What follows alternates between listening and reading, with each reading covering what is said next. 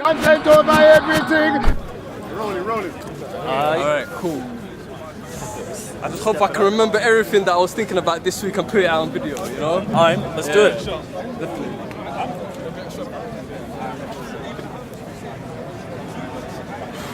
Ready? Cool. You guys introduce it. Yeah. Alright. Yeah, cool. So, for everybody that doesn't know me, my name's Abdulghani. And I really wanted to talk about the topic of the crisis of masculinity in the UK. Now, I'll start off with my perspective and stuff, right? And what I've come to realize recently. From my perspective, I'm 27 right now, right? I'm 27 years old. And I just feel like looking back at my life and making sense of my reality today, I just feel like, you know, I've questioned the fact, am I really a man, you know? I've questioned that, am I really a man? Because I feel like, you know, when you look at the material that circulate online and all of this stuff, I feel like it's all intended to encourage you to be like a snowflake. A what? A snowflake. Oh, okay. Yeah, a snowflake. I thought you said a sloth snake. A snowflake, like someone. Yeah, and I feel like as well, like when we look at this country, right? I feel like there's no framework to judge what is actually someone who's strong and who's someone who's weak. Do you understand? And maybe it comes back to individualism. Also, where moral relativism. Moral relativism as well. And I feel like everyone is centered on themselves. Do you understand? Everyone is individualistic and centered on themselves. And I feel like if it was more a society that was more kind of, I don't know, like intertwined with each other and stuff, people would have frameworks to determine, okay, this is what makes you strong as a human being, and this is what makes you not strong as a human being. And I feel like there's not enough objectivity in that sense. Everyone's very subjective. And that's the problem. Like, for example, you might have an individual personal plight that you face in your life, and you come out of it, you come out of it, right? And you feel like, yeah, I'm a really strong guy, you know? I'm so strong, I've come out of this thing. But then little do you realize, actually, what you actually gone through isn't really that much. It's not really that, you know, difficult, if that makes sense. Especially when you broaden your thinking and you've seen, okay, people, you've established a framework and you realize, okay, this person, he's gone through torture.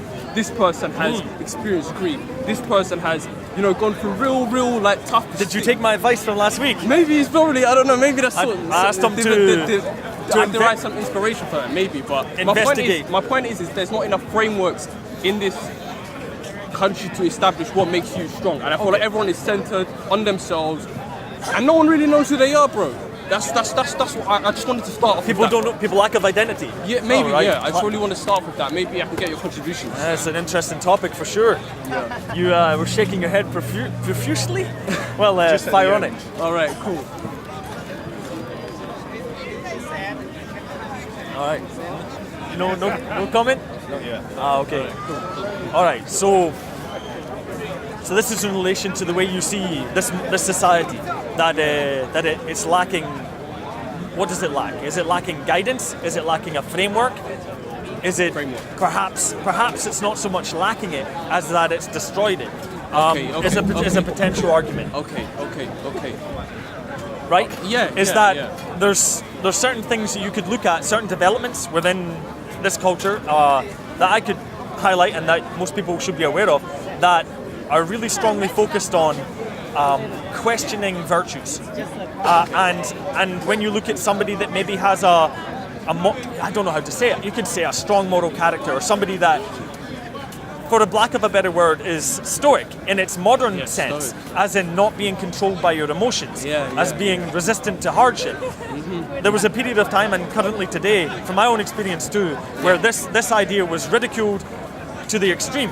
As we have times in the modern time where people say men should, for example, and we can argue, we can criticize this point if you want, men should cry openly. Men should be really open and express their emotions to their significant other at all times. I would argue that the reason why this is not a thing is for a good reason. I don't think it's just a coincidence. I don't think it's top-down oppression. I think it's for a reason. I don't know if I misunderstood what you said, but okay. Do do you feel that there's maybe too much of that sort of encouragement, like to be too in touch with your emotions, even when you don't feel like you have? There's not a justification to do so, if that makes sense. Oh, yeah. You haven't gone through a significant event in your life, and it's just the case. You're just encouraged. Oh yeah, I mean, like talking about like triggered culture and shit. Yeah, and I give you an example. Like I can give you a couple examples. Like, I mean, like if I go through what I used to watch in football, right? And like footballers, Premier League footballers. I got you. Premier League footballers that earn like big wages, big salaries, like really big ones, right? I got you. And I have to emphasize that point, right? So, like, these guys, right, they would, like, say, for example, one player, like Vincent Kompany, right? And this is something that I've learned from him, right? He constantly will get an injury. All the time. Right. All the time, right? And then, like, he'll say something in the press, and he'll be like, oh, you know, this is really tough, you know? It's really, really tough, right? And then you have, at the same time, you have these pundits and these football, whatever, right? Commentators. And they'll talk about it and be like, you know, that guy's really, really strong, man. He's gone through that. He's gone through something that's really, really difficult, and he's a really strong guy. I got you. He's a really, really strong guy. And why I'm highlighting that is, the reason why I'm highlighting that is, if you're someone who's a young guy, right? You're still discovering who you are, and you haven't got your frameworks in place. You don't know what is strong, you don't know what is weak, you don't know what struggle means, essentially, or you're still trying to make sense of your own struggle. You're looking at that and you're thinking, right, yeah, this is maybe what is strong. You know what I mean? And that can really confuse your bearings of what is blah, blah, blah, right? I understand, yeah. So that's really one example I wanted to talk about. Another example is, and I'm prepared to take this risk. It's not really much of a risk anyway, but when people talk about the gender pay gap, right? And I know maybe a lot of feminists are gonna go crazy at me, but like, for example, another example I wanna divert this to is when I used to watch Good Morning Britain, right? Right. And like you had these guests that come onto the show, and they may be from a middle class background, right? And they're discussing the gender pay gap, blah, blah, blah. And you got these feminists and they're going blah, blah, blah, they're going crazy, right? Right. And these feminists, they'll say from their own experience, you know what?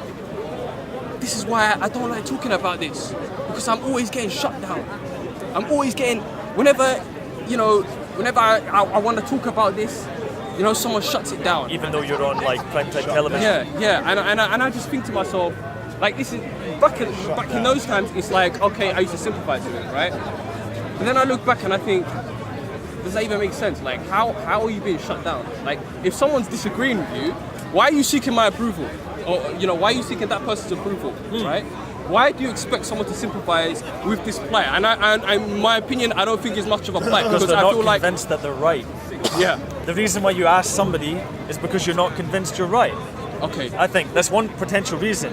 You can Okay. say, you can assert something as a truth and go, yeah, it's right, isn't it? Isn't it? Do you agree or not? Yeah, But yeah. you're not confident in what you're saying. They're Because you would requiring just be some sort of validation of their opinion. precisely. Validation, right? But this is the thing, right? And this is what, from my perspective, I believe, right? It's like, it seems to me the way they discuss their emotions, right? They discuss this plight. It's like, this is the biggest thing that women face today. The biggest obstacle, not the biggest, the most significant struggle, right?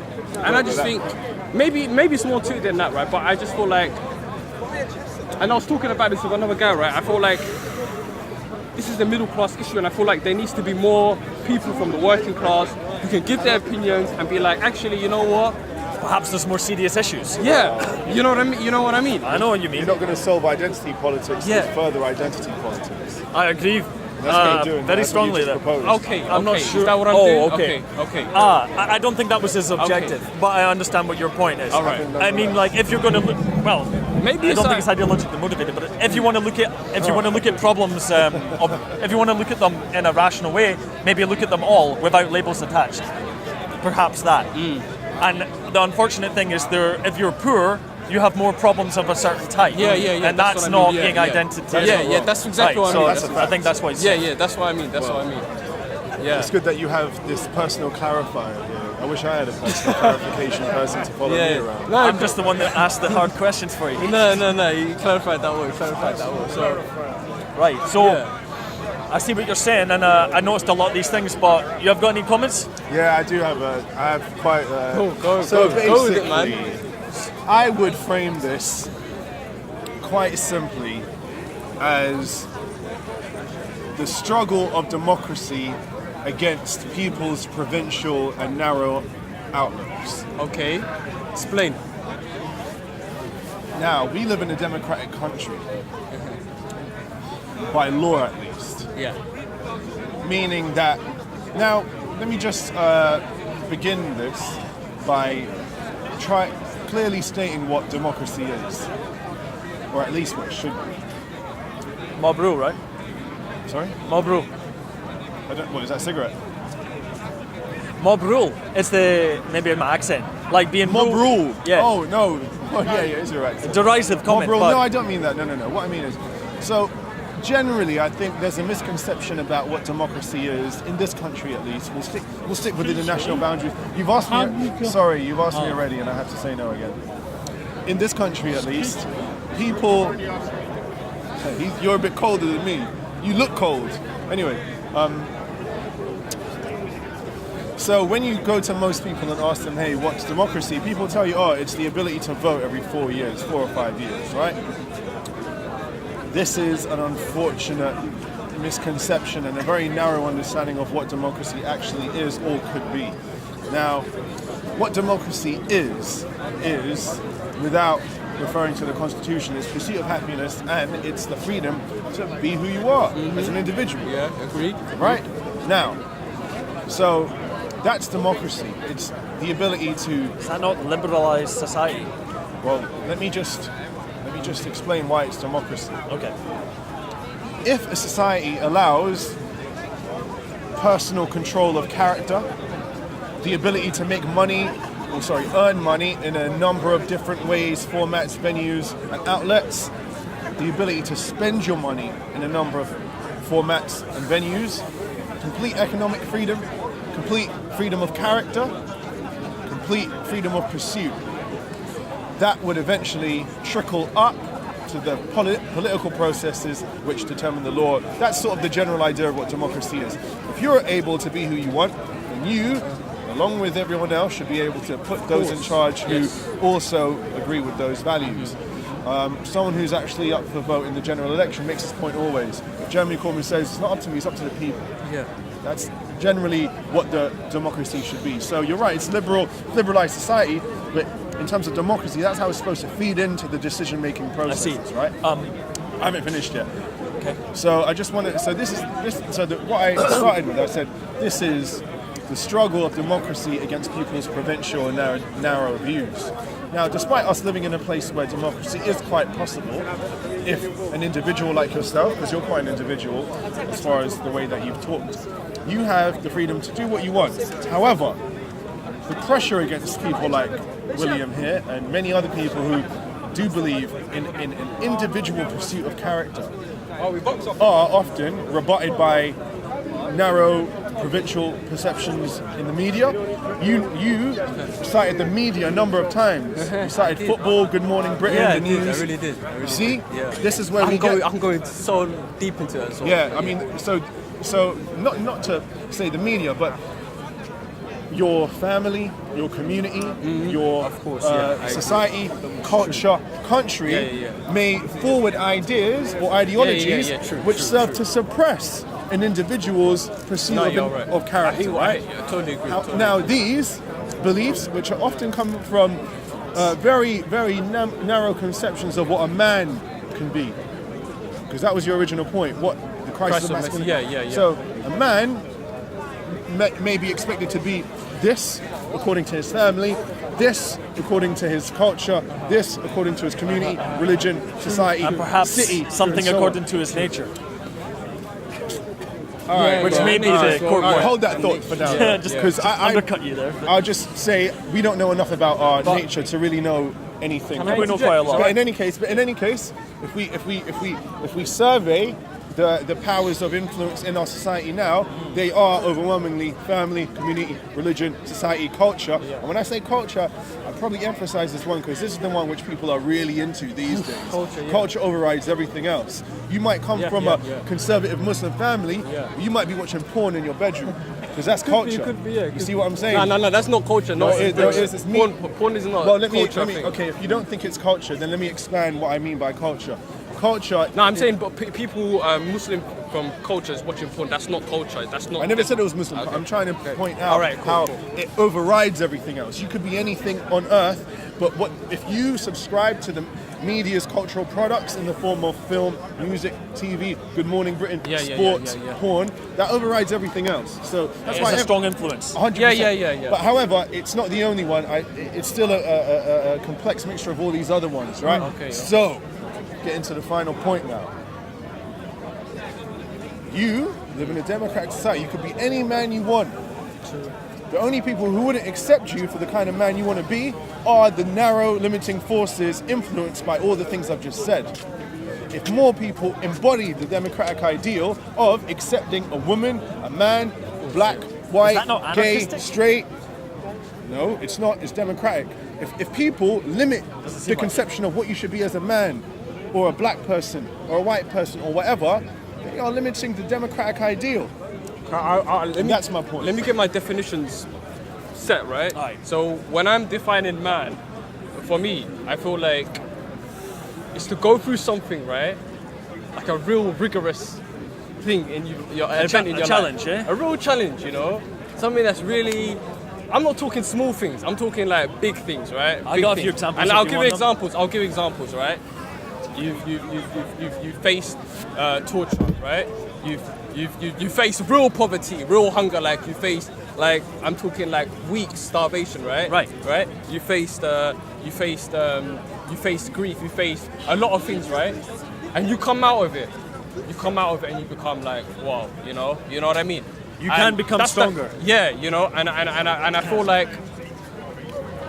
I don't know if I misunderstood you, but when we're talking about don't let society limit you to what you should be as a man, I feel like I've got my definition straight of what a man. Where'd you get it from?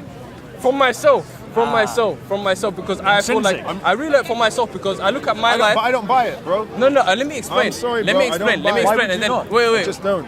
Okay, you don't have to buy it. You don't have to buy it. But You don't have to buy it. You don't have to buy it. This is what makes sense to me, right? As an individual, and I feel like myself as an individual, I look at my life, right, and I think, okay, for many years I look back and I used to look at my struggle and feel like, wow, you know, because we're going back to what individual, me being as an individual, right? Yeah. Looking back, thinking, I've really gone through something that's really, really tough, really, really tough as an individual. Well, it might have been tough for you at the time. It might have been tough at me at the time, right? Yeah, And it was tough for me at the time. But then I broadened my thinking, and I thought, okay, you know, because each time I've gone through a struggle, I've become stronger, right? Right. And then I broadened my thinking, and I become more, not thinking things from a UK context, but more thinking more globally. Okay, you know what? Right. Because I'm Somali, right? Yeah. I'm Somali. I'm from Somalia. My parents are Somali as well, right? Aye. And like the stuff that they go through is like really tough. Like the poverty that they experience heard it's pretty tough, yeah. really tough, right? Do you understand?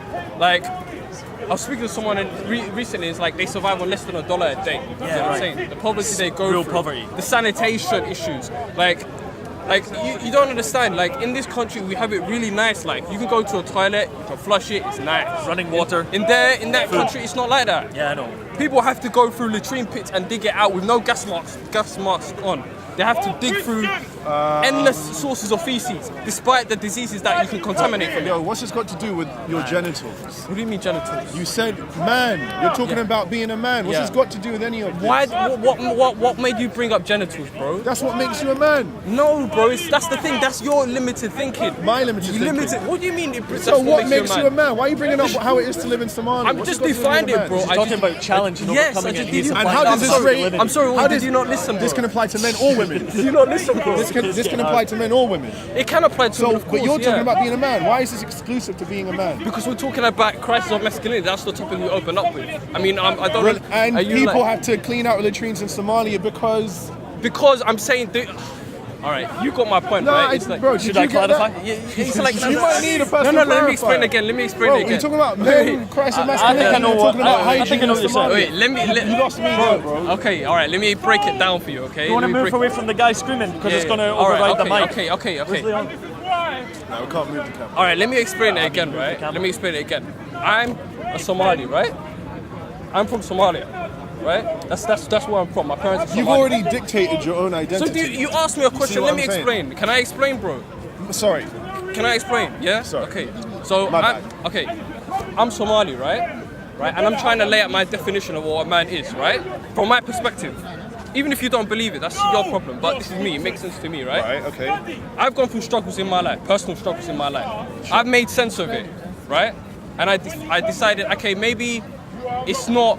I've been maybe misled into thinking that I've actually gone through something really tough when really it isn't, right? Compared to other people. Yeah. And I'm Somali. That's part of my identity. I hear that. So let me explain further, right? When I've researched the problems that are faced in Somalia, the challenge that is faced in Somalia, right? And how people have to go through serious poverty. Yes. Yeah, serious hear poverty, that. right? And an example is the sanitation issue. People were having to go through latrine pits, Okay. going through contamination, right? This is the struggle that they face, right? And I'm trying to think to myself, okay, is what I'm really going through as a man really that tough compared to them? Okay, I hear that. That's what I'm saying. As a man. Yes, And that's a what I woman said. could think the exact same thing as you. Okay, yeah. So you've made no point about being a man. You're making a point about being a human being. Why? Let me bring it up, right? We're Let talking me go. about Christ. What does him being a man have to do with anything that Well, you let just me said? say. So what? Can we move? Let's move it, man. Man, you're not getting my point. It's all right. Yeah, I know. I'm not. Admittedly, You're not getting my point. you talk about men. You have to talk about something to do with men. You're making human points. Yeah, because as a man, am I not a human being as well? Can I not identify myself as a human as well? I'm asking you to. Yeah, and that's what I've done. All right, now Right. So it isn't a crisis of masculinity. No, is it? yes. It's a crisis of Yeah, no, humanity. it is. Because make up your mind. No. Are you making a male point or a human being I'm point? going in. Right, so you it's go, like you this. The point I think he might be raising is this, is that from my understanding, men and women deal with situations in different ways. Is that what you were trying to say? You just said Well, it yourself. I'm gonna He continue. just said himself. He's Let him trying finish. to look. Because maybe I have a different so point. I can understand what you're So, saying. Sorry, yeah. if I do you're fuck asking them, people how up. is this man? How is this woman? How is this? So let's answer it. Right? So, men and women deal with situations in different ways. They deal with emotions in different ways. I'm not saying one's superior to the other. I'm not making a value statement. exactly, we're not doing So it. what We're I not want to doing say, so for example, We're not doing that. You I got you. misunderstood, bro. We're not doing that. I never said that I'm better I than never them. said you're doing it. Right. So, for example, maybe you can relate to this one, perhaps not, but like from the way that if men and me want to, if you've got a problem going on and you want to get something out, you want to vent your frustrations or something, often, for example, you can do it with people that you play sports with, you go to the pub with, you fucking, I don't know, you play computer games with. You talk to these people, you talk to these men openly about deep things in a way that's compatible to other men. This is the way that I've expressed it. It basically, You certainly it's for me, it's never involved breakdowns, it's never involved crying, it's never involved bitching, it's involved talking about the problem, and then the other guy usually says okay and tries to present a solution. Now here's a situation that you might be able to relate to also. Maybe it's a bit controversial one, but it's a funny one. Is that, for example, if you have a woman in your life, a girlfriend, for example, and she has a problem and she comes to you and talks to you about the problem, and you instantly, as a man, try to give her a resolution to that problem, you say, okay, cool, you should just do this. They fucking hate when you do that. They want you to empathize. They want you to go, oh, that's bad. I'm sorry to hear that. But if you say, oh yeah, but that's because you're not doing this, they react really badly. That's been my personal experience. So what I'm trying to say is the idea that men and women should deal with emotional situations in the same way is undermining a conception of masculinity. And that's what I see in society. That's potentially what you're saying.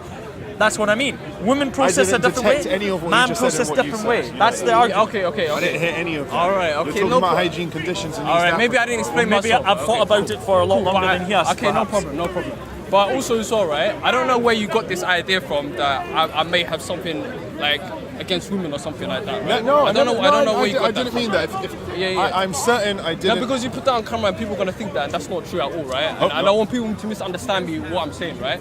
What I said was the gender pay gap, right? Now, for me, it's okay. This is a middle class feminist issue, right? And it's something that when I look at this issue, I can't entertain it, right? I can't even watch it because I feel like, and you might think, okay, this is something that bothers all women. I think a lot of women, they're not affected by this, right? A lot of women. I think it's only a small group, a small few that are, right? This is from what I believe, right? And I just feel like this is something that's circulated online. It's circulated online, and a lot of people watch it, and there's a lot of people that pander to this, middle class men that pander to this, and be like, oh yes, you're going through something extremely difficult, right? Really, it's a real ordeal, it's a real plight. And my point is, like, this life is full of difficulties, right? This life, the real crux of this world is a brutal world, man. Yeah. It's a brutal world, bro. You know what I mean? Like, you're gonna face. That's one way of looking at it. Yeah, it's a brutal world, bro. You can't be like, every time a problem happens, you can't just be like crying all the time, bro. It doesn't prepare you well for life. You don't deal with the issue. You're not prepared well for life when people are pandering to you, be like, oh yeah, you're going through something really difficult. You agree? Blah blah blah. I think it's really reasonable. It's a really unfair world, bro. What's got to do with Crisis of Masculinity? Because I'm telling you, you have to be, as a man, I can't speak about women's Where's issues. the crisis? Let me explain, bro. You've been explaining for a while. You're asking me a question, right, and I'm trying to clarify for you. Can I clarify for you, or do you not want me to clarify for you? You want him to clarify for you. You see, you're dealing with a guy who's a professional at trying to put off people speaking. Hey, come on. Sorry, I'm not. Yeah. I don't get paid for it. What I'm saying is, I'm in your cut off. right? But- Well, okay, we open up this topic of Crisis of Masculinity, right? And I don't see how we've Right, talked about it. and yet. you bring what about he said did. you bring about the issues of women. Now I don't know what women go through, Did so I? I can't pretend that I understand. I didn't. I can't pretend. I You didn't. Bring a woman here and she can talk about her plight. I didn't. I'm talking about myself as a male. That's But- it. and my so why you point- keep bringing the topic in? Because my point was everything you talked about is not gender specific in any sense at all. Okay, maybe So not, how maybe does it not. relate to a crisis of masculinity? Because I'm a male and I'm speaking about male issues. That's why. and I challenge you and I say, well, I don't think so. You're talking about general human issues. Okay, maybe yeah. Then you're not talking about crisis of masculinity. No, you but agree? it affects males as well. That's why it's a crisis of masculinity. Everyone. Yeah. So maybe it yeah. isn't. Look, crisis. You're talking from the top down. A human. What'd you and study? then underneath. Because I know I caught you at LSE. Yeah, What'd you LSE, study? No. I just finished my studies right now. What did you study, I've done if a you don't mind me asking? postgraduate degree in African studies. Just Right. finished it, yeah. Cultural studies. Not cultural studies, African studies. But what's the kind of material you're looking at? Okay, so the You're material. looking at social sciences. Yeah, that's social science, part of social science. But deeper down, the material's looking at economic development. Culture was one aspect. History was Economics another. is a social science. Yeah. Yeah, fair enough. That's great. Now, yeah, did you look at the crisis of masculinity in that time? No, because No. It's not something. It's something that I've only come to. Have you ever read about it? Okay, I'm not trying to like hot you up. No. But have you ever- Even if you do, it's not a Because problem. I It's haven't not a read problem. about it, It's but not I a know a problem. little bit about it. Okay. Even if you do, it's not a problem. Crisis of masculinity is not what you're talking about, as far as how people are written about it. Okay. Just A particular idea of how. But I made sense of it myself. It makes sense to me. Right, and I said it doesn't sound like it. You're talking about Maybe from- general. maybe from your You made a perspective. point about Somalia. You're making an ethnic point even. Yeah. You could be a woman and make the same point. That's my point. If a woman was standing there and said, "I'm a Somali and my parents in latrines, etc." Yeah. Then she could say, "This is a crisis of femininity." I'd still say, "What? That don't make sense. It's a human thing." Yeah. That's my whole point. This ain't about the crisis of masculinity. I'm not trying to be awkward or a professional person to cut people off.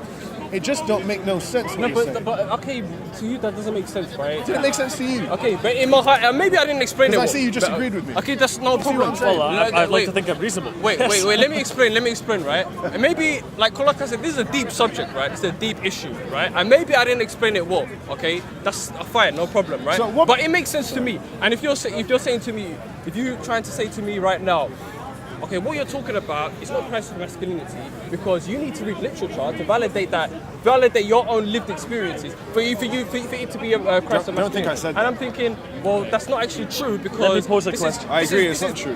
This is absolutely not true because these people that write about these they make these general kind of ideas about what a man should be. Yeah. It's not actually. There's a lot of nuances, and my nuances may not fit that particular category of what a general man should be. Sure. Right. So if it I makes don't sense- expect you to. Okay, and if it makes sense to me, That was my original if it point makes- about if it- doing what you wait, want and wait. being If who you are. If it makes sense to me, who are you to tell me that it doesn't make sense? If it makes sense to me that okay, you know what? There is a crisis of masculinity, and it's because of blah blah blah. And I understand you brought up the point about women, right? And I'm not saying that perhaps these issues are exclusive to me as an individual, as a man. It's a human issue. It's a human issue, Happens to but many also so you got to recognize that there's different identities to a human being, right? And as a human being, I'm also a male. Right, that's one aspect of my identity. Yeah. I'm also true. I'm also Somali. Yeah, right? you said that. So am I not going to bring those experiences in to define this intersectionality? Am I not going to bring those experiences in to define myself as a human being? Am I not going to bring those experiences in to define who I am as a human being? Yeah, and a male. Not in the context of the crisis of masculinity. Irrespective of a woman. Fine. So let's ask a question. All right, so I have a question for you. So do you have any retort to that? Things that I've explained. You basically said that you're not really talking about the crisis of masculinity. You're talking about your own personal. But it is a crisis of masculinity because I feel like, from my perspective, I feel like. Where's the crisis in this? Let me explain. I feel like you've been explaining for a while, bro. Okay, all right. You don't want to hear it, no problem. I have a question for you. You gotta be succinct. Okay, you don't want to hear it. Let's not take it personally. I'm not being stubborn. Okay. But if it don't make sense, it don't make sense. Okay, my bro, no problem. All right, so I have a question for you, right? Because I feel that I know where you're coming from. Yeah, thank you. Thank you. Someone does at least. Some things are hard to express. Yeah. And this is what maybe was not appreciated. It's a Right? nice way So, to say hello. I prefer if you didn't swear. Really? because I've seen processes like this happen in society, and I do a lot of teaching. Like I work with a lot of people, and you can see the differences. You can see young people having a lot of questions about things due to things that have happened in society, right? But maybe let's ask you a question. Of course, yeah. So when you came here and you're like, I want to talk about the crisis of masculinity. Yeah. Can you try and articulate exactly what you mean as to why there's a crisis? Like where's the problem? All right. That's the core. Okay, the problem is, right, like, for myself, right, because I'm very much connected to UK culture. Okay. Right? I'm very much connected to UK culture. Before anyone says you're not connected, you don't know what's going on, I know what's going on, right? Okay. Right? I know what's going on with UK culture, right? Okay. I've consumed the media. Consumed the media. That may be Can I part of ask- the problem. Wait, let me finish, bro. Let me finish. I've consumed the media, right? All of this sort of stuff, and it's obviously affected my psyche and my mentality as well. Absolutely. Right? Yeah. So myself, in a way, disconnected from that. After a period of thinking, you know what, science just obviously started, not me knowing this, but deciding that but through my intuition, something isn't quite right. Let me just disconnect for a while, right? Yes. During that period, I started to understand myself, right? And then recently, I thought, okay, you know what, man? Question: Am I really a man? You know, can I really call myself a man? You know, or am I just a nice guy? Am I just really a nice guy? Right. And I thought to myself, you know what, man? Like, I felt to myself recently, I'm just a nice guy, man. And I thought, why am I a nice guy? That's good. No. Why? What? But it's not a problem. It's not a problem. That's what I'm saying, that's It's good. not a problem. It's not a problem. It's not a problem. It's not a problem. It's not a problem. It's not a problem. This, right? But you know, you have to be strong. You know, otherwise you're just gonna be. Like, from my experience, everyone's got a definition of what a criteria. Everyone's got a meaning to what a nice guy means to them. Right? Okay. Right? Maturing pride. It's not a general thing. Yeah. Not a general thing, right? For example, he might be a nice guy. Very nice guy. He's a very nice guy. As he Thank you quotes. very much. His experience is not the same as me being a nice guy. Do you understand? Yeah. So there's the nuances, right? Yeah. Right? So that means you the can't really. crisis That means the word really actually loses its meaning. Once it becomes ambiguous, it loses its meaning. Yeah. So I kind of forgot your question, bro. What was So I'm asking you, What do you mean because by crisis of because Yeah. you're feeling that there's a problem. Yeah. Where do you I feel thought, that problem? yeah. So let me go on. Yeah, let me go. Are you going? leave it. Where you come Where's back, he man? going? Come back and then We it need might him. make We sense need to him you. here. It might make sense to you, bro. Where's he It's going? been really awkward so far. Yeah, I know. Came back. Yeah. So They're trying to get where is the crisis of masculinity? Is that the question again? Yeah. Cool. Yep. So for me, the crisis of the masculinity is looking at this material in the media. Media is a powerful agent, by the way. Very powerful. Can I add something? Let me finish, my brother. Let me finish. It's a very powerful thing, right? I understand. And I feel like this, looking at this, it really kind of brings out this snowflake culture, this middle class dominance in the media. Not enough. Middle class dominance. Yeah, middle class dominance in the mainstream channels. What are you saying? I thought you were What are you agreeing saying? with that. What are you saying? The mainstream channels Right. Why are you saying like it's a bad thing? The middle class is like I'll tell you why it's a bad has a thing. point, he has a I'll point. tell you you're why. Marxists, you don't You even could say know. lack of representation. Okay, I'll tell you. No, but I'll tell you it's why it's a still- bad thing. we I'll still tell have you. to I'll tell you why it's a learn bad the thing. I'll parameters tell you of why our it's a bad arguments. thing. I'll tell you why it's a bad thing. Why? Middle class people bring their own issues. Right? Their own issues. Now the middle class issue. Generally, I'm being Why are you judgmental watching here. the media? I'm being generalized. I'm This is a generalizing. second I'm issue. generalizing. Right? Okay, I'm not saying all middle class people are weak people. I'm not saying that, for instance. Right? Yeah, all right. There's nuances, right? But generally speaking, the middle class man, we can all agree. They go through a certain level of privilege, a big privilege in life, right? And I want to give an example to highlight this, right? I give an example of something I watched recently. Now I watched a documentary recently, right? He was a guy, right? I don't know his name. He was a white guy, right? He was a white guy, and I think he was from Kensington and Chelsea, right? Right. And they were showing a documentary. Exchanging, how can I say? Letters? He was swapping households Oh. with a working class family. I got you. Working class family, and he was like, "Oh, the reason why I'm doing this is I really wanna be tough. Identity politics at its finest. I really If you haven't realised. I really want to be tough. I got you an know? alternate perspective. I really want to be a tough guy. I really want to be a tough guy," he said. And then he went to a working class family home, right? Yeah. And then I saw their living conditions, and I thought, okay, they were eating how they ate was pizza and chips, right? And this is meant to be somewhat a family that's struggling, right? Pizza and chips. They had a nice black couch that I had in the same house, which was £3,000, right? Right. And he's sitting there, and he's like, you know what? And he's washing his hands, and he's doing the dishes, Right. And then he comes out with the 2 week experience. Oh, I'm a reformed man. And you're thinking this is pathetic. And I think you can call it that, but I feel like Well, I think that's what you're feeling. Yeah, because you're yeah. looking at maybe what's happening with Broader, people that you know, real tough and you look at it here and you think, Yeah. why are you complaining? Shut up. Yeah, That's yeah. what you're Guys, thinking. I've been listening to you for a long time.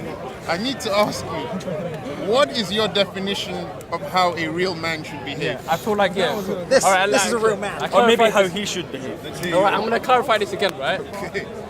From my perspective, right, looking at my experience, I can't even call myself a man. Do you get what I'm saying? I really can't. I can't.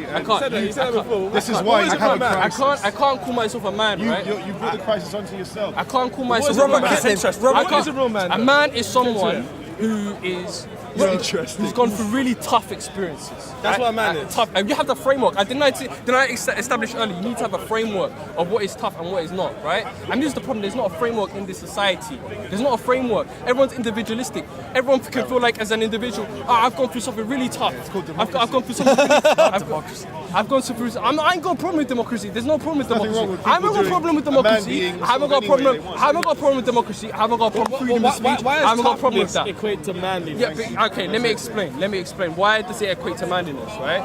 It equates to manliness because, right, if you as an individual, right, By the way, touching him like that is very unmanly. He's messing with me. I'm messing No, with you. but really. If our culture had a true grasp on masculinity, we should be able to deliver him the answer. If we're asking him, what does he think? Oh, no, I we should get be able to that. say, what I get that. does our culture I've got think? an answer. I get that. Well, that means we should listen. All right, you know what? When I define, wait, one he's second, just a topic. because I don't, wait a second, because I really don't want this to be about myself, right? I just wanted to. You can't make it not. But yeah, go try. I wanted to define it for myself and then get everyone's perspectives, right? And if I'm wrong, my I'm wrong, perspective. no problem. My perspective But is Robert Kiplin. He wrote a poem called "If," and it goes, "If you can keep your head while all around you are losing yours and blaming it on you," and it goes on for like 12, 13, 18 more verses, Nice. and then at the end it goes, "Then you will be a man," or something. And that is saying there is an idealistic version of what we are, Yeah, and it raises above these petty notions. From his perspective. That's Robert Kiplin. Have you read that? But now it's his turn. I don't read much books, so maybe I need to No, it's a start reading. poem. It's you can read it in a very short time. It's brilliant. It's a poem. Okay. I'll remind you of it. But now it's his turn. So what is his So man? you want to ask You me? had attached manhood to levels of toughness. Absolutely, those are the and- struggles. What yeah. you've gone through as an what So you've gone therefore, through. if you haven't had any struggles, you can't be a man. Is your belief? Yeah, I mean, if you've been kind of I would say so. snowflake and you've been pandered to, and you know what I mean, you haven't gone through that experience, right? You can't really. You're always gonna be like the would you guy. be? You're always gonna be the guy on the side, you know. How are he's you? trying to say Sympathy, that white people are you're gonna be men pitied on. and black And people I'll be are. honest. That's I'll what be he's honest. basically I'll be honest. trying to Me as an individual, right? Maybe he's right. I've always been kind of, when I made sense of it, when I say made sense of my experience, it's like, people kind of, pitied me, blah, blah, blah. And I'm not that type of guy who's easily influenced by other people's judgments. Yeah. I had to come to this decision myself. And then I made sense of it. Okay, blah, I've gone through this, I've gone through that, I've gone through this, I've gone through that. Broaden my thinking, more globally. Okay, why is this kind of, I just intricate, connecting so many different things. And I thought, okay, maybe this is the reason why. Maybe this is the reason why that I'm just perceived in this way by other people, right? Even if they're judging me or not, they may be judging me, they don't know me, but they're judging me, okay, maybe. But I just feel like, to answer your question, because I've digressed massively. I know that. I know I've digressed. I got a point for you. I know I haven't answered direct question. I've digressed. Blah blah blah. I'm still new to this thing, so hopefully I can answer. We'll get there, don't worry. Yeah. So I just feel like to be a man, you have to go through really tough experiences. Have a framework in place. My framework I've established as an individual. Go through torture, go through real poverty, go through things like grief, blah blah, poverty, real poverty, not poverty where you're eating chips and pizza, you know what I mean? Right, cool. Real poverty, man. Okay, That's cool. all I want to say, bro. That's a very good. Is that fair, bro? I understand what if you're I'm correct correct but me. your bro. standard of manhood is very, very, very high. Then, Yes. do you know what I mean? Yeah, man, Very of few course. people can meet that unless they, struggling to eat pizza and chips in this country. Even the poorest people in the country quite often can afford pizza and chips, depending on what kind of pizza it is. Probably not Domino's and Pizza Hut. They might have to get a little microwave pizza, but they can get pizza, innit? My argument to you is just say someone has no struggle, they have a very strong sense of responsibility. Could that make them a man? So just say, for example, they've inherited wealth. They've been lucky enough to inherit wealth, right? Their family's rich already. However, they understand that with that wealth, they have a responsibility. They have a responsibility to their children to make sure they stick around and raise their children, teach their children responsibility. They have a responsibility to their wife, have a responsibility to their community. And if they're fulfilling all these responsibilities, would that mean they're not a man because it's been too easy for them? Yeah, in the sense they've gone through nothing. Like they haven't gone through anything in life, right? They haven't faced any grief, nothing serious. Like they've just been, just silver spoon in their mouth. What if you have gone through a lot? Like I'm a man, I've gone through a lot and I survived it, But I don't take care of my kids. I got kids out there who I don't see, I don't really care about. Very good question. I don't look after, I don't fulfill any of my responsibilities. Right. I'm a man because I'm strong and I've been through stuff. So there's more nuance, that's right? a good question. Shall we reframe? I haven't really thought about it, but I feel like it makes them a bad human being. Bad human being. But But a man though. If they've gone through it, if they've gone through it and they're not broken after what they've gone through, so they've gone through torture, and they or something like that, and they've really owned it, right? Then I have to say this is a man, but he's not a good human being. Not good human. So would you say it's the reaction to challenges is what makes a man? Reaction to challenges, absolutely. Because we can grab any person and make them a victim, right? But it's how they react to what we do to them, right? Yeah. Let me add something as well. I think this will help to further it. Is that we're maybe talking about the development of character, right? Yeah. Because when you go through, it's very difficult to develop character without going through challenges of any type. It's something you have to overcome to grow, to develop. And what I think people value when they think of people is they value character. They value, if you have friends, you have people you look up to, it's because of what they've done and how they've done it. It's their characterization, right?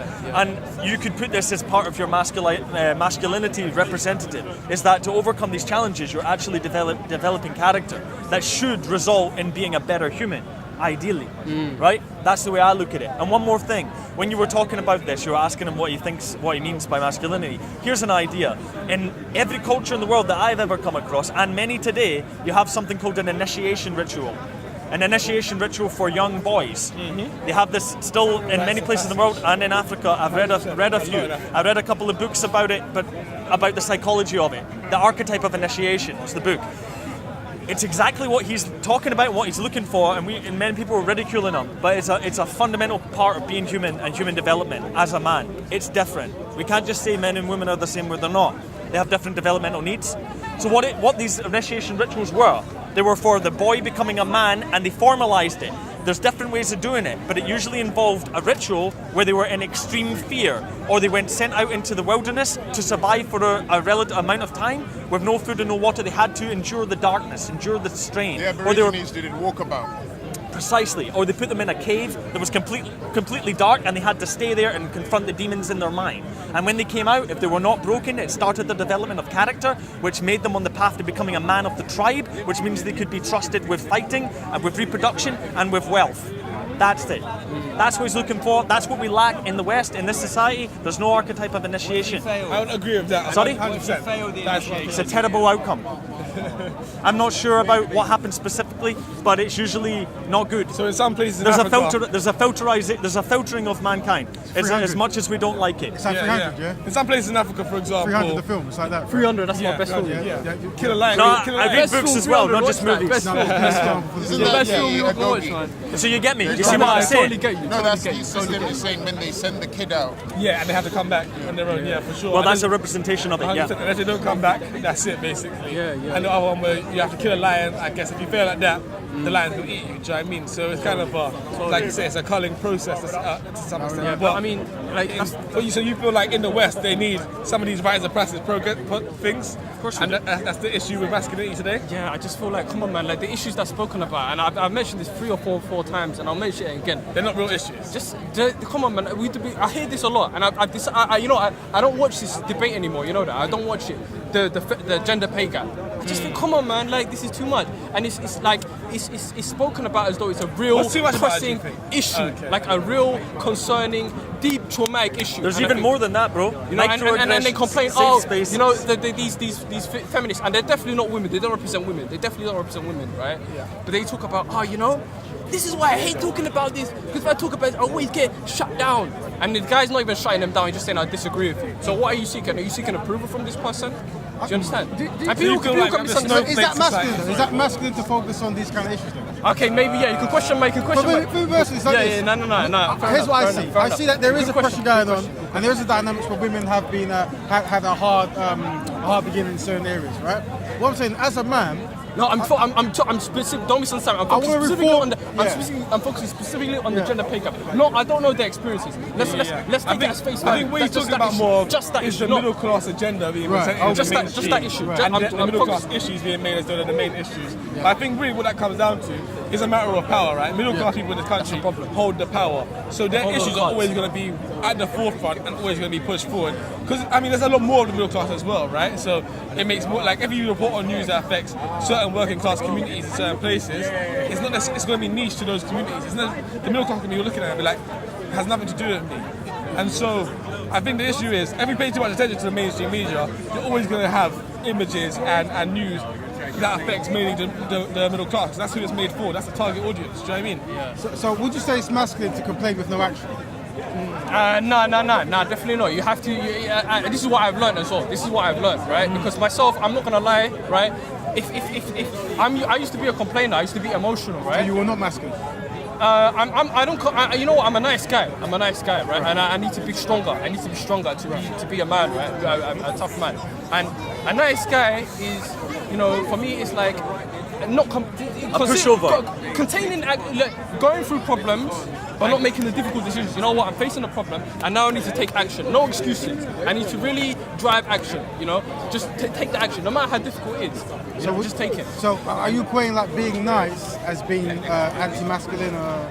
No. You're a male, definitely. You're a male, and I don't. It's not a bad thing. It's not a bad thing, right? It's not a bad thing. You know? So it's not a bad thing. Would you say it's nice to defend your wife from harm? Yeah, exactly, 100%. So it's how we interpret this nice word, right? Yeah, exactly.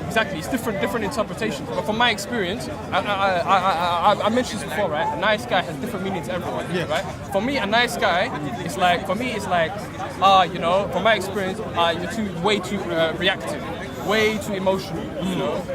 You know what I mean? If a problem comes to you, you really internalize it. You take it person. You know, why is happening sort of thing. Not looking at the positives of it. Not looking at the positives. Not thinking, okay, maybe this is an opportunity for me to become stronger. You know? I see nice as an effort was made to better someone's situation when maybe it didn't need to, right?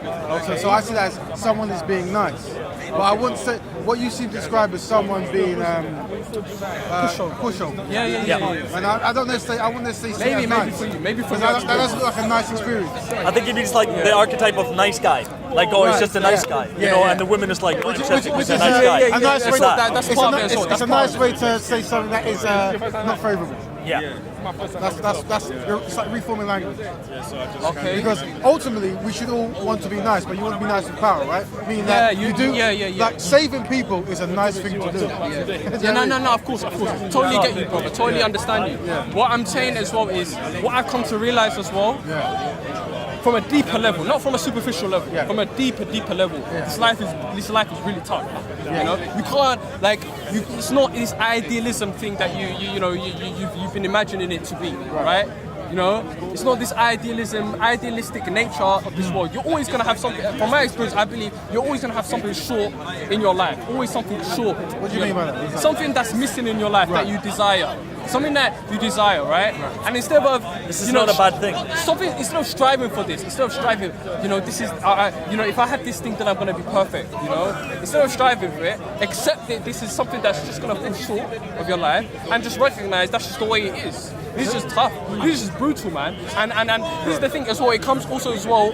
This deception, as I like to call it, also comes from how you interact with the world as well. Could you give the people at home an example of that short thing that you can't achieve? I don't really want to ask. There's nothing personal to you, but you might be able to do a scenario where there's a person who lives in a certain place, and it's something that's unachievable to them. Yeah, thank you. Okay, so say for example, right? Okay, thank you for that. So, like for instance, alright, this is the example I feel comfortable with. Alright, yeah, of course. And it may have a lot of questions about it, but it's a comfortable It example. starts the conversation. Yeah. So you're a homeless guy, right? Yes, I am. You're a homeless guy, and you desire the one thing that you desire. Yes. The only thing that you desire is just to have a home. A home. Right? For someone else, if it's not someone that's homeless, it might be that he desires something else. I can't think of an example. Just something else. A nice car. Yeah, right. A nice car. But for some reason, you can't get it. Yes. Just for some reason, they just feel like Way too expensive. way too expensive. You know what I mean? And you can't drive. So, how I make sense of that, right? And especially if this is something that's been plaguing you for years, Yes. right? How you make sense if it's something that can't be achieved, right?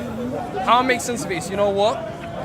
Interacting with other people who are having less fortunate than you, who are having less off than you.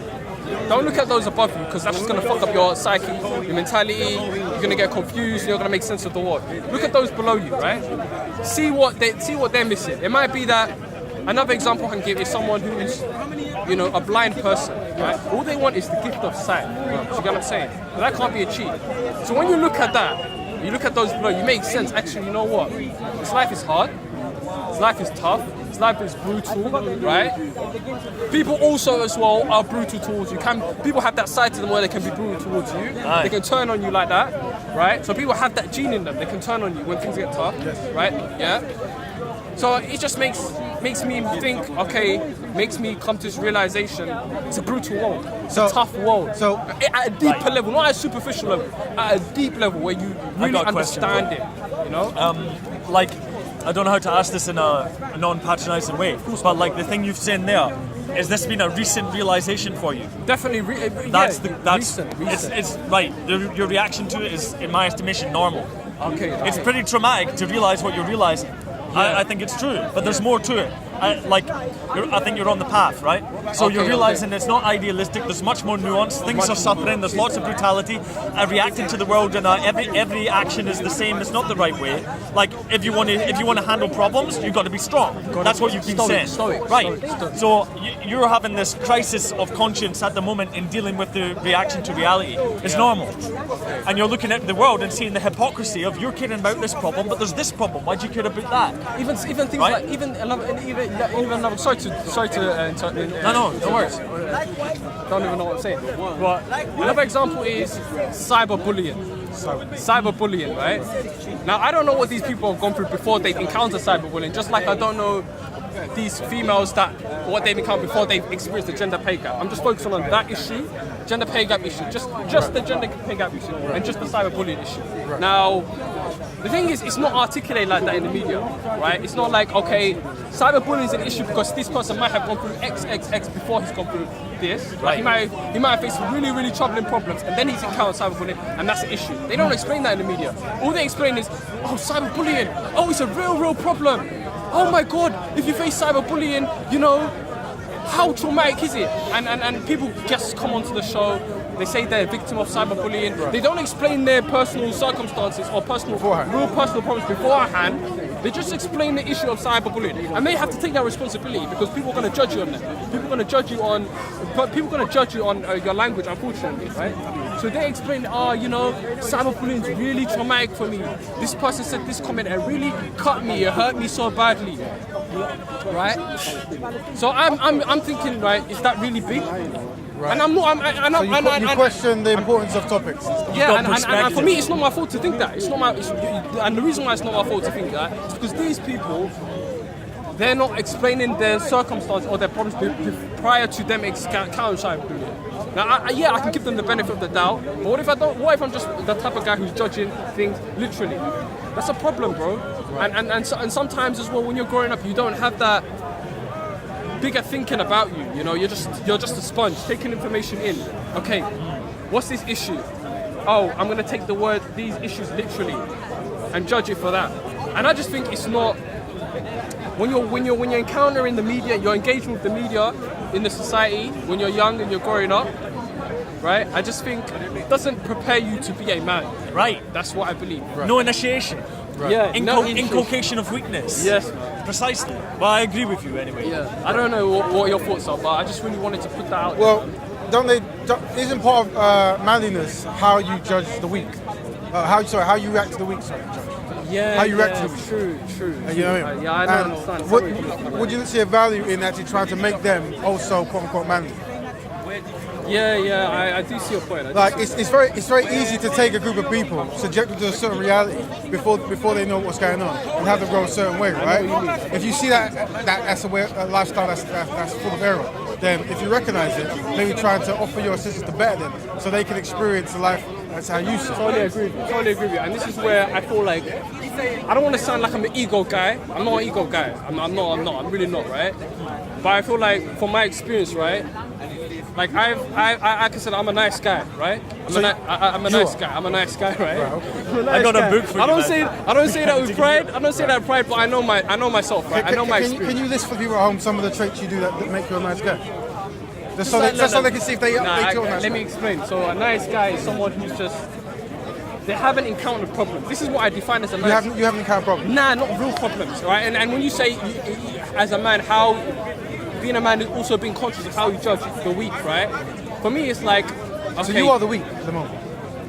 To be brutally frank, I feel like it, yeah, and I feel like I need to be strong. What that's do why. you But need at least to I go know through that. to be strong? At least I'm aware of that. I'm not someone who's right. And that's a good trait. Really Self-awareness, man. You might be a mistake in your judgment, but the fact that you recognize a shortcoming that you want to improve, and I want to correct that. I want to correct that. Let them know what it is that you will need to go through to become anti. 100%. The opposite of a nice. I feel like at the moment, and this is why I feel part of the issue to the UK society. I don't feel like they prepare you as a man. Right. Because look at this. It's a developed country, bro. It's like you have a lot of things, right? I'm from Tower Hamlets, right? This is meant to be supposedly the poorest borough. Right? Yes, I remember when it was. It's Newman Tower Hamlets were fighting for the poorest. Tower Hamlets was supposed to be the poorest borough in the UK, bro.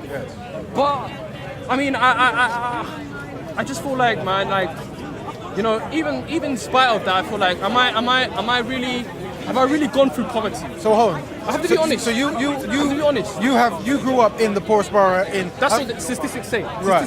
So could that not be a testament of madness that you've gone through that and you're still thriving? Yes, true. And I thank you for asking that question, right? Because now I'm not judging things from a UK context. I'm judging things from a global context. Right. So, and that's why I said this. I done African studies, right? Yes. That's my background. So I'm judging things on a global picture, and I'm thinking, right? My parents are Somali. I'm Somali. Yes. What they go through, real problems, bro. You know what I'm saying? I agree. Yeah. Real problems, like Like the poverty experience is not equivalent to the poverty faced in this country. Poverty in this country, and I've given the example, the documentary example, right? Were you there? I must have been late for that one. All right, the documentary example is you can watch it back, right? Okay. You can watch it back. But my point is, sure it's a good yeah. So what I'm saying is, bro, is May I interject? Yeah. Please. So you come from a Somali background, right? Yeah, So Somali obviously, for some, a lot of Somali people came here in the 90s, going through Civil War and so forth, right? Yeah, and Civil obviously, War, when you Civil compare that reality to maybe living in Tower Hamlets, it's quite night and day when it comes to facing trauma and threats of life and so forth. Yeah. But also, you're in a place where you have probably more opportunities in certain areas, right? I appreciate that as well. So rather than maybe focus on the fact that people, your people where you came from went through that trauma, maybe realizing that you have the opportunity to make a difference for where you are. That's what I want to do. Maybe that should be the focus. Because people who are going through that war, they might not be able to have the same opportunity you have at the moment, right? Yeah. So how you utilize your That's opportunities definitely. could be the definition of what manliness is. 100%. Right. 100% agree with you. 100%. And I feel like as well, it's a case of being objective as well, not being in your emotions. Right. To understand this, Right. understand your own struggles, position your own struggles, situate it in the broader context. Right. It's understanding who you are at a deeper level. And I feel like, again, I don't want to be big-headed, but credit to me, innit? Yes. Credit to me, bro. I know myself. I know what I've gone through, and I've got a framework. I've got a framework in which I can compare it to. It's very valuable to know your shortcomings. Yeah. Very valuable. So, question to you is, if you recognize someone who's falling short, what are you going to do to better yourself? Okay. So sorry, say that again. If you recognize yourself as someone who's falling short of where you want to be, what are you going to do to better yourself? No. That has to be super critical of myself. Like super critical. That's step one, isn't it? That's the first Recognizing the challenge, but then what's the next step? You know, How are you going to improve? don't just do anything. Just make it. You know what? No excuses, man. No excuses. Just okay. It might be that there's something like you can rationalize it. Oh, okay, this thing is like causing me an issue. Blah blah blah. No, you take that. There's always. I believe there's always. I know I can always find a way out. Right. It may not be the most desirable. It may not be the most favorable. You want it to be. But that's all the part of this idealism crap. It's recognizing reality for what it is. You're not gonna have things catered to your circumstance. You're gonna have this idealistic way in which you can change the world or change people, as you say, right? Yeah. It's about, okay, you know what? This is the circumstance I'm facing, right? It's not the best circumstance. It's not the most desirable, not the most favorable. Right. What am I going to do about it? Am I going to complain and be a nice guy? Right. Be a nice guy, or am I going to be a tough guy and get through it? And a nice guy is someone who just be like, complains, it's a tough circumstance. May I interject? So what's good is you recognize the challenge, right? But I would say tangible steps are important. So once you recognize there's a shortcoming, having a tangible step to follow, so you can actually define to people that here's what I'm going to do. When I used to go to the park, I used to never do this, but now when I go to the park, I will always do this. So that means every time you go to the park, you're doing something that's making you one step closer towards being more manly. And you have an actual tangible step that you can define. So other people who watch you go, you know what? If I repeat that, then I too am following the path of manliness. You be very clear with the journey you're going. People understand what you're actually saying. That's what I'm trying to do myself. So I should be able to define the things I'm doing for betterment, for more manliness. That's how I do it. So it should be a roadmap really that people can follow. Because unfortunately, not everyone's going to be born with the same opportunity, the same information. So when people come across you, you are the contributor of information, right? You're delivering it. So it's important that you're very clear and precise with the information you're giving on the pursuit of betterment. That's how I see it. Do you know what I mean? Well, all kudos to you for recognizing the shortcoming. Yeah. And that's very important. Many people struggle with that reality. It's true. Yeah, they value deceiving themselves. Yeah, man. And that's never good. It's an easy option, isn't it? It is. It's easy enough. It is. So you've taught people at home. I hope so. Something. I hope You so, have. and I hope they haven't misunderstood me, right? Because like a lot of things were a straw man towards me, saying, "Oh, you got a problem with women." It's like, no, I don't. I don't have a problem with women. Why are you gonna like? But anyway, that's. I think what you were talking about before I came I was, really don't. was topics, right? Like Just- maybe yeah, the focus gender of certain pay gap. topics. That was it. That's I think the issue. what you're alluding to was. And I think a lot of people will agree with me, hopefully. Right? Don't worry about that. Yeah. Like if your challenge for yourself is that you think that you're weak and you don't fit to your own standards of masculinity, like he said, self-awareness of this is a good thing. Yeah. And your struggle is yours. Yeah, like yeah. your path is yours. Yeah, Doesn't matter what other people thinking about it. Exactly, You don't need to prove exactly. anyone to the fucking Exactly, camera. 100%. Like if you're not trying to alter the way he lives. No, You're exactly, trying to alter the way exactly. you 100%, live. 100%. Well, I can support you more. You know what I Exactly. mean? No, so, thank you, man. A piece of it, he's saying, what steps can you take? Like I suggested to you last time, there's a couple of things that you could read that I think you would find great value from. Okay. Old writers, man. some of the books are 2,000 years old, but they're translated, they're easy to read. They're talking about what you're talking about. They're talking about ways of living that are congruent to being strong. Basically, how do you handle the problems of reality without being weak? Like, there's plenty of things you can read, and I think you'll get a lot of value from it, man. Like, the problem is, I think maybe you've engaged in the media of the times too much. I made questionable. I admit, like from a young guy, I was a young guy, and I made questionable decisions, right? Watching the wrong content, blah blah blah. But now I know that I'm gonna not again. You know what I mean? Because I know the steps. Are they irreversible? Are the choices you made then irreversible? It's reverse. I've made it reversible, Okay. but I've made it now. I've de-indoctrinated myself. Yeah. From being indoctrinated, I've now de-indoctrinated myself. I've detoxed myself, if that makes sense. One challenge I would give to you, and it's up to you whether to take or not, is once you define that journey, I think there's a value in people knowing. Like, you never have to reveal your own personal thing, but defining like the challenges you face and what you need to change to see if other people can relate, and then you might actually be helping them on the next. What's up, man? Nah, you're right. You're right. I mean? You're right. That's you're right. some advice. Of course. Start with the self, though. Yeah. You definitely, like I said, you always want to change yourself. You can change others. But if you're talking about society and you recognise their shortcomings, then there is a value in offering advice and showing the journey that you went. That's my opinion. You know what I mean? But the gentleman's correct. The gentleman's correct. You can't change anyone or anything without change yourself. And I would argue you shouldn't really want to change other people. Well, that's some people just don't want to be in a certain way. There is a really nuanced thing. Yeah, you might have to expect. Is that when you want to try and change other people, what you're doing is imposing your will upon others, which inevitably is conflict. And how can you have that conflict in a good way? Yes. Very, very, very hard. Well, let me add to that. Let me add to that to make it make slightly more sense. If you I think it makes sense. no, my version, Oh, your okay. version. Yeah. If you yourself have recognised that you and some other people have gone through a similar challenge, and then there's a circle of complaints going on, right? You might find a solution or a solution before them. So if you were once a Keth and kin with these people, and you find a solution, there's a value. You come back like, guys, here's what I found. Now, in the freedom society, we don't have to follow you. But the fact that you've given the offer, when you mention books, what are you saying? You're saying there was a person one time who found a solution, and they documented it, and today it's valuable. There's no reason why you can't be an orator, or a book, or a PDF. They're all the same. It's just a way of documenting information. So I think you're correct, and you don't want to necessarily impose your will on people. This is this is not something I would recommend. But if you are going through the same challenges as others, I believe, or I understand, I should say, there is a value in going back to that group and saying, guys, this thing that has troubled us for 29 years, I think I might just have that solution. But that's just my opinion. The gentleman might see it differently. That's just my opinion. Sure. Some people say that wisdom is useless unless it's communicated, unless it's shared. As long as I would say if it's with noble intentions. You Yes. understand? Not to say these guys are better, not as good as us and we're better than them. No. I would say that's a terrible bad, path that's to bad. take. I would definitely say Egotistical as well. no. Right. You're always trying to find solutions for challenges, and to step on someone else to uplift yourself.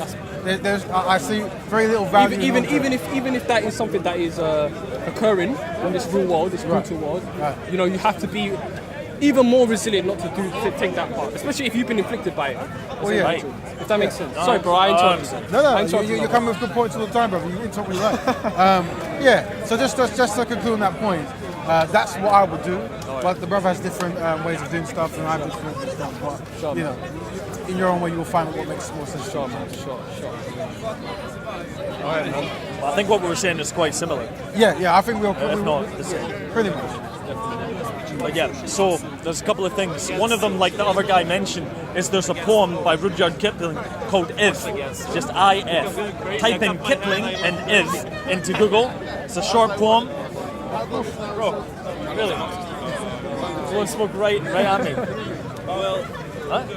Okay. Oh, okay. I thought you said really. I was like, oh. No problem. So, read that. It's really, really good, man. If, I-F. Okay. It's just my accent. Like, it's the start of a sentence saying if you can, it goes through a list of challenges. Like if you can have, it doesn't say it like this, but if you can have your house destroyed and rebuild it. If you can lose your family and start another one. And blah, blah, blah, like this. And then at the end he says, like, then you'll be a man. And that's how his conception of it. I think you'll appreciate it. Another one I always recommend, read the Stoic philosophers. Read Marcus Aurelius. He wrote a diary of his time as Emperor of Rome, and he's talking about the same things, talking about existential challenges in life. Why should I do these things? What does it mean to be good? What does it mean to be strong? Read that. You're a man of letters. You know what I mean? You've done a postgraduate. You're no stranger to it. So I would really, really recommend you, man. Read Marcus Aurelius. Read Iv. And there's another book. It's called The Rational Male. It deals with feminism in the modern world, but that's maybe another step. That's my chat. Yeah. So I always wonder about this feminism talk when I see men talk about feminism, and it's almost like feminism is a threat. Because it is. Explain that for me so I can understand. Oh, I think modern day feminism is a really strong issue for stability and continuation of society. I think it's being pushed by people that have alternate agendas. I don't think it's about the helping anybody.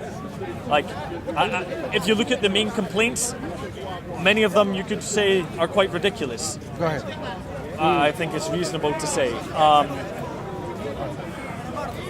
Mansplaining. Yeah, for example. But there's another idea is that, as it's mentioned, there's a study that was popularized by Peterson that was saying about in the Scandinavian countries how they became, according to him, the most egalitarian. They had the most equal choices for men and women. And what happened is it diverged by interest, by people and things. And that's one of the main psychological differences they say between the structure of the male mind and the female mind, which are more or less very, very similar. But the way they deal with reality, the way they deal with problems, like we talked before, the way they deal with emotions are clearly different. So if you have a media that's telling you that you should emote like a woman, and you're saying, what's going on?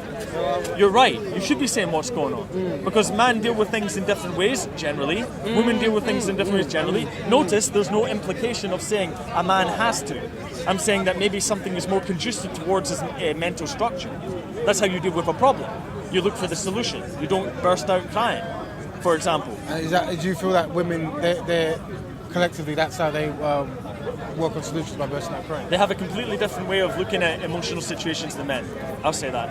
And also sort of like, yeah, I hope I understood you, right? But it's like, 'cause I gave an example at the start about the Premier League and the footballers, right? And how everybody watches football. Most people, most men watch football, right? They may even watch the after show of the football match, the commentary and blah, blah, blah. And I spoke about an injury footballers have. Premier League footballers have £300,000 a week, right? Yes, probably more so. Yeah, and they get injured. They might get, like, I'll give an example, Vincent Kompany, right? He gets injured a lot, right? And then he's like, you know, I'm going through such a really, really deep crisis, man. And I think back then I didn't know it because I was still deceived, right? But I look back, understand myself, and think, really, what have you gone through, bro? Like, you get £100,000 and you're saying you've gone through something really traumatic, and you got the people, the after show, the pundits. Man, he's gone through something really difficult, man. He's a really tough guy, man. They use the word tough. And I feel like get your frameworks in place. Right. That's why it's important. Get your frameworks so you know, actually, this is bullshit. This is bullshit. What they're saying is bullshit. You understand? Would you say you that? You can call that bullshit quickly, basically. Different working classes or social classes go through different challenges. And is there a way? So once a person is making £300,000 a week, what would be the equivalent challenge in their life that's similar to yours?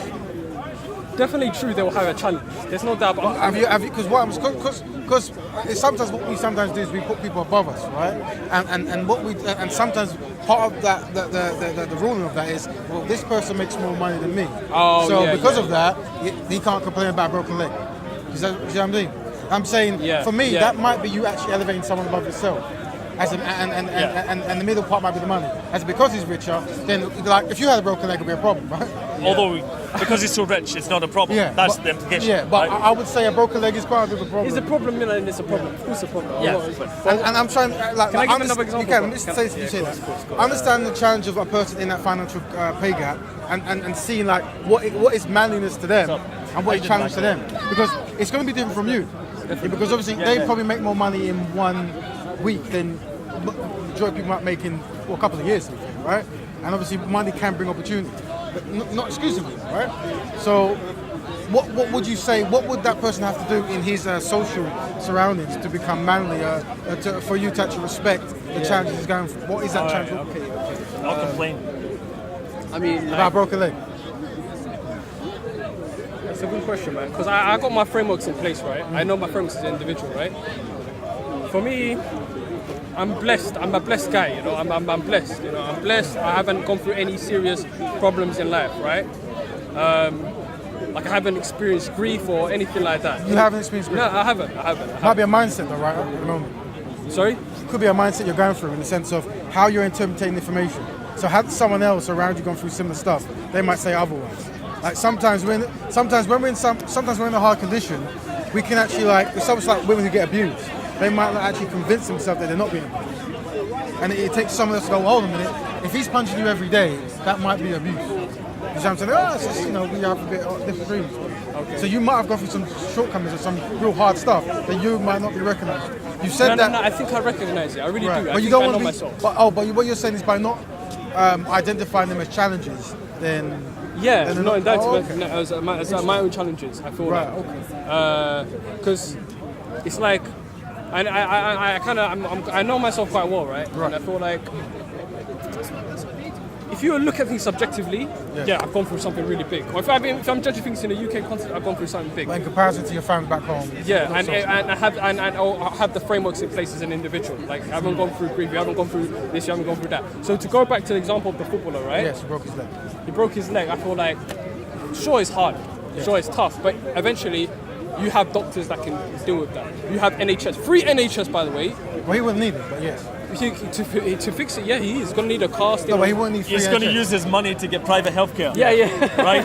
True.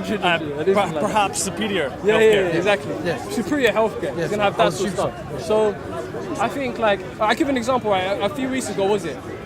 You know that Tottenham player Son? Anyone know? Son? I don't know. Alright, maybe the people will know. The people will know at home, right? So he was playing a football match with another guy on the opposing team. And I don't know if he clipped his leg. Right. He clipped his leg. He was crying. Huh? He was crying. He was like, Yeah. It was his name was. I know his name. His name was. He's an Asian guy. Everton Portuguese player. I don't know. He was a midfielder, right? Just clipped his leg like that. Yeah. Purely accidental. No intention to harm him. His knee snapped in half, right? That sounds No. I'm not trying to be. I'm not trying to be some callous individual. I'm not a callous guy, right? Okay. I'm not a callous Let's see what you're guy. going to say now. Go. I'm not a callous guy, right? And I can sympathise with what he's gone through, right? But what happened was the reaction in the aftermath of it, I felt like it was too blown up, man. Like Son, he was crying. He was crying. Like he was crying as though he's been dead. Like he cried. His leg actually snapped, right? His knee popped out. Have you ever had any? I've never been in that situation, no. So have you ever cried through pain? Yeah. I've cried definitely. So was that pain equal? Whatever happened to you, that was the pain. Was that equal from your understanding of broken bones and limbs? No. If I had my knee snapped, I would cry. I would cry. So- I would cry. No, but you're misunderstanding. Bro. Okay, yeah. Because I'm saying it's not the person that cried wasn't the guy who snapped his knee. It was someone. A guy watched it. A guy watched it. Oh, okay. And he was crying. Oh wow. Crying. No. I'm not talking. And I'm not saying. I'm not saying.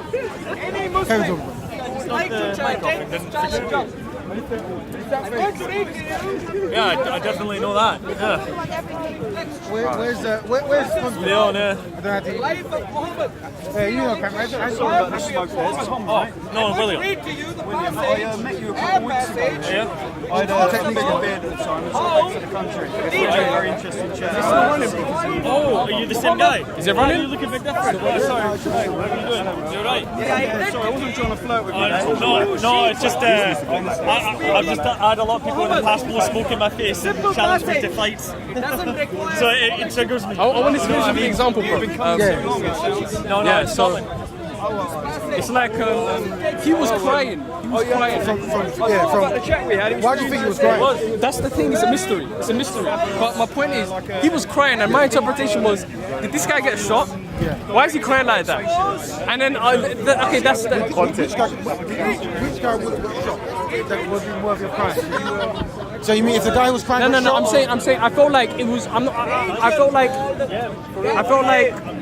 it was a bit blown out. It was a bit dramatic. Dramatic is the right word to use. It was a bit dramatic. The way he was crying, like I felt like. And then, okay, fine. Maybe someone will say to me, "You're a callous guy. What the hell, man? What's wrong with you, bro? You know what I mean?" But I felt like in the after show, what happened was the after, because they do these little commentary thing after, and they would comment on this. oh my god, Well, I've heard that they're like, oh my god, did this really just happen? Did this really happen?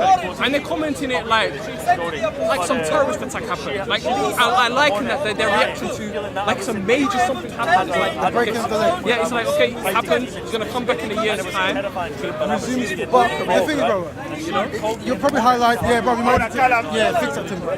You're highlighting that maybe you're quite desensitized to certain kind of pain. Like, in the sense, and Not knee. If I had knee injury, no. But I'm saying because, like, the breaking of a leg and being I would sympathise. I would sympathise, but not like crying. Like, that's I have emotions. I'd be like, "Are you capable? Like, can I help you?" I agree. Like, So you're saying like, the friend who was crying for the other friend, the question is manliness. because he has it too easy as a footballer. Yeah. A Premier League footballer. He's a Premier League Yeah, it was footballer. full of the other. He has it. I don't blame him. It's his circumstances.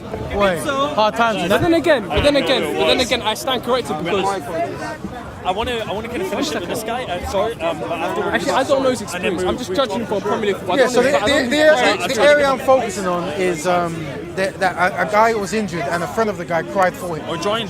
Oh no, he was on an opposing team, not even on the Oh right, opposing team. so he should have shown more discipline. As in, you're my opposition. I'm not going to cry for you. Maybe say, "Are you okay, bro? How was you?" What happened? But So here's a follow-up question. Is there anything that men can do that's worthy of crying? Where when they cry, it's like that's okay. Like you don't lose any manly points. nah, I mean, look, man. Maybe look. I'm not here to decide who should cry and who shouldn't. No, I'm saying, is there a situation you can describe in a scenario where crying wouldn't lose manly points? No, of course. It's up to your individual struggles. You might have, again, this is you growing up, you might have a perceived struggle that you feel is really difficult to you. Who am I to say you can't cry? You're tapping on the side. So the narrative of the man crying after seeing his friend, opposition friend, cry, that's important because the story he tells might actually justify the tears. Now, from our own lookout, your opposition crying because a man got hurt. So we fill the information with our own knowledge of the world, right? Conjecture. But when you actually tell someone's actual narrative, you go, you know what? I never saw it that way. Fair enough. Maybe if I was you, I'll cry as well. I don't know the story. You know what I'm saying? Well, I'm saying, I guess the moral of the story is ask questions. Ask questions, yeah, but I feel like when an incident is so blatant as that, it's a blatant incident. It's not something like, can confuse. It's like, okay, for instance, a minute prior to that, he was playing football, he was smiling, blah, blah, blah, smiling, and then he cried when that injury happened. So it could be nothing else but that injury that's made him cry, especially when he's the one that contributes. So it's clear it would be interesting to find out why he cried. I think he cried because of that, man. Like, I'm not a judgmental guy, but I feel like it's clear. But is there anything that is worthy of tears? Where you could do it and you still maintain manly points. You don't lose it. No. I would say it depends on the to jump in. It depends on the motivation, right? To be clear, because you can cry out of helplessness, and that's not something that other men respect. And I would say that's evolutionary for fucking obvious reasons. You don't want to have people with you that are going to break down and be weak when you're facing an alternate tribe, when you're trying to bring down some predator, when you're in a hard environment and you've ran out of food and you can't start a fire. Everyone's going to start break down and cry like a bitch. We don't do that for a reason. Everyone's like, oh, it's just moral relativism, don't judge. No, there's reasons for things. I come from the biological perspective. That's why I studied biology. Tell you, bro, I studied biology because I was in the exact same situation as you when I was 18. And I was like, I want to understand reality. I feel nature, and I look at the society. Society tells me, no, nature's wrong, nature's wrong, nature's wrong. So I went and studied biology and found it for myself. That's my perspective. So it depends on the motivation, because you can cry with joy. You can cry at your birth of your child. You can cry at your daughter's wedding. Like, I think it really much depends on that internal motivation. Just to be more clear for myself, maybe at home. It is the crying you just described there before the war cry. Crying when there's a battle when you're hunted. It's the one you said about a daughter's wedding and the birth of your child. Is that cries that are honourable and you still maintain manliness? No, not at all. So that wouldn't. The one in the I'm not maybe I don't understand you. In the like, if you're crying from my perspective, I'll say it. If you're breaking down emotionally in a hard situation, people are going to lose respect. What is the one where you either maintain respect or you gain respect from tears? I'm not sure about gain, but in situations that, it's going to obviously be relative, but in situations like I described that are perhaps joyous, right? Or perhaps a time where someone close to you has died. The Stoics suggested, Seneca suggested at that time that it was acceptable for a man of that time to cry for 1 day and no more. It had one time to settle, one day to settle his affairs, and after that, it was unbecoming of a civilized person to be overcome with grief. You're a biologist. Is there a biological benefit of shedding tears? Absolutely, it's a release of emotion. But then there's the biological benefit of mastering your emotions. Maybe a psychological benefit. Yeah. You can be hyper reactive, hyper emotional. It doesn't help you at all. People say something offensive to you. You go home and write about it on your Twitter blog and take it to the United Nations that everybody's prejudiced against blah blah blah. That doesn't help you. Being resilient helps you. If you're going to endure hardship, you have to be resilient. If that answers. So just to confirm, what you're saying is like crying at your daughter's wedding is okay. This is my perspective. I'm not saying it's right or wrong. I'm just getting confirmation. I've been in situations where people have broken down in hard times crying, and I felt intense disgust at the men. And I've been in plenty of situations. Not sorrow. Why would I feel sorrow for somebody else's position if they could just man up? There's certain times where you feel deep empathy. Somebody's lost their brother and they're crying. I'm like, fuck, that's shit. But you want to try and encourage them to be strong. You don't say don't cry. When you say that shit, them crying at the loss of the brothers. Yeah. The loss of the brothers. Yeah. Right, They're crying. right. The situation is bad for them because of the loss. That's what I'm Can describing. you recall the last time you cried? What? Can you recall the last time you cried? Crying out of sorrow would be a very, very long time. When I was a child, crying out of, sounds cheesy bro, but out of the beauty of nature, out of music, out of art, out of literature. When I say cry, tear up. Internal tears, external tears. More internal. But there's been situations, for example, real sentimental. When I was on a plane one time, and there was a mother who was being really abusive to her son, little son. And when I got home, that made me really, really, really upset because I saw child abuse in action and I couldn't stop it. Why couldn't you stop it? On a plane, what am I going to do to change this boy's life with his psychotic mother next to him? Am I going to take him into my personal custody? Did you make any attempts to communicate at the point? You're going to judge me? No, I'm up to the question. No. Do you feel there could have been something you could have done in that short amount of time? Nothing that would have had any long-lasting consequences that would have had a positive effect on the child's life, no. Absolutely.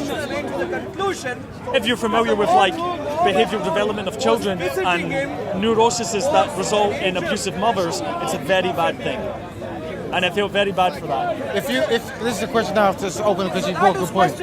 If you were a child, as we all have been, and you were being abused by your parents, and you were in public, and so this time, because a lot of abuse goes on behind closed doors, but some of it, as you demonstrate, goes on in public.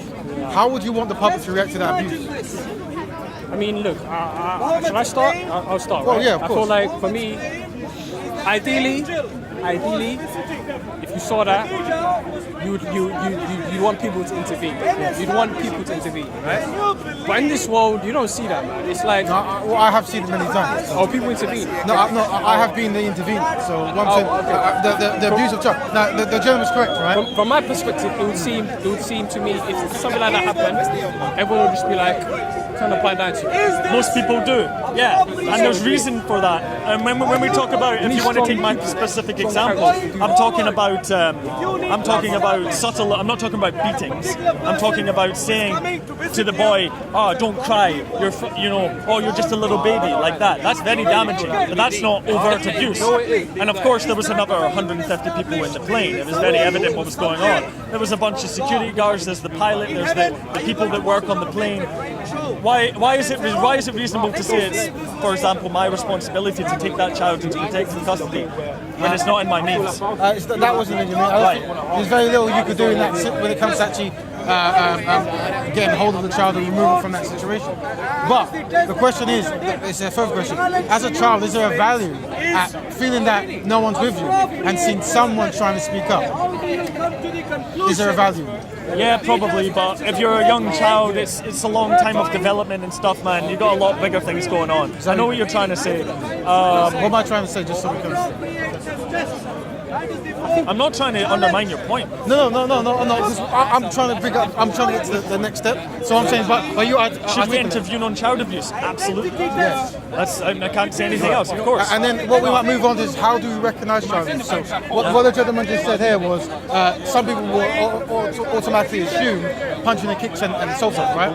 But also you're saying that verbal abuse and undermining at a young age is also just damaging. I read a study that says it's more damaging. Okay, well there you go. So that's a tricky one because maybe your gut instinct is to jump in when you see the fists and the kicks, It is. but not to jump in when you see the vicious tongues. And I'm saying, as a society, should we be that way? Should we intervene? Sorry, the question is, should you intervene if you see someone being verbally abused? Yes, as in what the gentleman just described on the plate. I don't know. It's true. I mean, I'm not going to deny because I can kind of relate to it as well. Like, I can relate to other people's experience that have been through verbal abuse, right? And it kind of affects them. But it's such a tricky one. Like, Has verbal abuse affected you too? nah, definitely, I wouldn't say so. No? Would you say no? Maybe you get the word here and there, but it's not something. To More be so like, from a young kid's perspective rather than as an adult. I'm talking about like in your developing ages. Has the similar abuse that went on with that kid? Absolutely. It's unbelievably common. Right. Yeah, at least, well, from my perspective. Let's take it a wee bit further. Right? So, another point you could say, maybe not further, but another point is that you could say that if a person is being verbally abusive to their child in public and such, and you say, mate, what the fuck are you doing? Like, why are you treating your child like that? You don't know the consequences of that action. Yes. You could make a reasonable argument to say that would negatively impact the child even more, because that parent's going to hold even more resentment against the child for publicly humiliating them. True. So Right? would you say that then you would need a vocal strategy in the sense of if you go in aggressive, that might not be the best solution? Definitely not. But No. But you could actually try to have an understanding and actually try to have a conversation with the individual. assuming they're reasonable. Well, you can only assume after everyone has to assume, but it's only after you make the attempt you actually know the actual conclusion, right? So we don't know what the outcome is until we make that attempt. I disagree because you don't know what that adult is dealing with. You Yes. don't know if they have mental illness, if they haven't taken their prescription, if one of their parents has died, if they've lost their job, and you're coming in all righteous. If somebody did that to me, I'd go off on them. No. Well, this what you're probably highlighting is why so many people don't intervene is because there's this like reaction lottery going on in your head, like what might they do? This happens a lot when you're in certain environments and you might see someone abusing someone else. It's like, well, if I intervene, I might get shot. And I don't know the circumstances of the past, and I don't want to get shot, so they go for worst case scenario. So I suspect that what you might be doing is... So it's maybe wrong to characterize me. Well, not you, but in Right? the situation, as in the way you described it, is what that situation might be. Worst case scenario might end worse for myself and for the child, and that's undesirable. Well, Because that- possibly. But you might also break a pattern of behaviour. If might, you yeah, might intervene, do, maybe. you Yes. might actually put a positive. And what we're highlighting is the people, how we think. So someone like yourself, I'm not saying this is your view, but someone like that view just described, is someone like I could actually add a positive energy here, while someone else change the way somebody reacts. So there's the next question. Yeah, Why do we right. think that way? Why is it some people think that when I interact, it could be a positive thing, while some people think when I interact, it could be a negative thing? Maybe it's because Both of them are reasonable. And I would say the negative reaction is far more common. When somebody intervenes in your behaviour that you think is justified and tells you you're doing wrong, how do you react? You're like, oh yeah, I should really reconsider my whole life. Do you fuck? Do you think that there might be a way to reach? Do you think that, Yeah, that there is. everyone is beyond reach? No. But you need to be a trained psychotherapist. Or you might, No. or you might need to do have it consumer properly. skills. Yeah, Well, of course you do. No. Look, if you want to deal with entrenched child abuse, you kind of do need to be a You need to be professional. diplomatic, No, man, and have these no. understanding of these issues to be able to enforce it. Well, I question the concept of professionalism in this stance. Like some people, the life they've lived, have put them around certain situations consistently, right? So, for example, we could even go. I don't want to change the subject, but it's like living in a community that's full of guns, and you see it regularly. You see the outcome. You talk to people who regularly have it. You might not be professionally trained for that situation, but because you're actually in the trenches, you have a reality training that might prepare you for that. So, if I don't think it's analogous. you think it's similar, right? I don't think it's analogous. No. Okay, cool. Like dealing if there's problems with gun crime, like in the environment, Right. and you try to deal people reasonably about that. I think it's qualitatively different from having a parent and child. the relationship. There are some people who they might be childminders, or they might just be part of big families, and because of this interaction they constantly have, they understand the psychology of how parents react to children and so forth, and they can actually interject and understand it through experience. They might not be necessarily professionally trained. Maybe, man. But I guess the overall question we're saying is, should we intervene when we see child abuse? And that's the ultimate question. I say yes, but then I could be ignorant. Of course. I think that it makes me more manly, but then maybe it doesn't. No, it does. Yeah. I believe it does as well. Right. I feel like. No. I feel like it does. I feel like it takes a strong person to do that, to be aware of the risk involved as well. What I'm saying is, you're doing something for the betterment of someone else at your own risk. I think At their risk as well, especially because of their risk as well. Yeah, well, if we're talking about the context of child abuse. Yeah, but when it comes to actually knowing, like right now we don't know certain people, so to say I'm going to risk my life for someone else that's quite a big statement. Right? It is. It takes right? a strong so guy to do I'm that. coming from that angle. So I would think from the early conversation we had, I would define it as somewhat of a manly choice to make. It is. But also as well, it could also be naive as well. Right. I can understand both perspectives. It could be manly, but it could also be naive. Yeah, manliness especially if could you're not be very aware of the different, outcomes. Right. If you haven't analysed the possible outcomes, Yeah, you're yeah, obviously not going to sit there and think about it. But I mean, the general idea of when you make an intervention, you have to be really, really careful. You don't know the outcome. Even if your motivations are pure, right? You're doing it out of moral justification or outrage or something, not for credit, not for social approval, but like that drive. You don't know the outcome. And it doesn't mean never act, but it means we can't. I don't think we can just say always do it. There's always nuances when you have to read from your back catalogue of knowledge, right? Which might be very limited in so many cases. But I'm saying, in a society, what is more valuable? A man that tries to stop child abuse, or a man that doesn't? In principle, the way you put it, definitely a man that intervenes. But I don't think it's simplistic like that. I think. Well, nothing is, my friend. No. They've actually done research where they've got some actors, like actor children and actor grown-ups, and had abuse going on, Yes. and they've been acting. And it's surprising, it's quite surprising how few people actually, so many people walk away.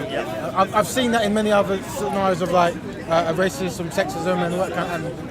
You know what? An example I want to give, right? And this is just pure like hypothetical, right?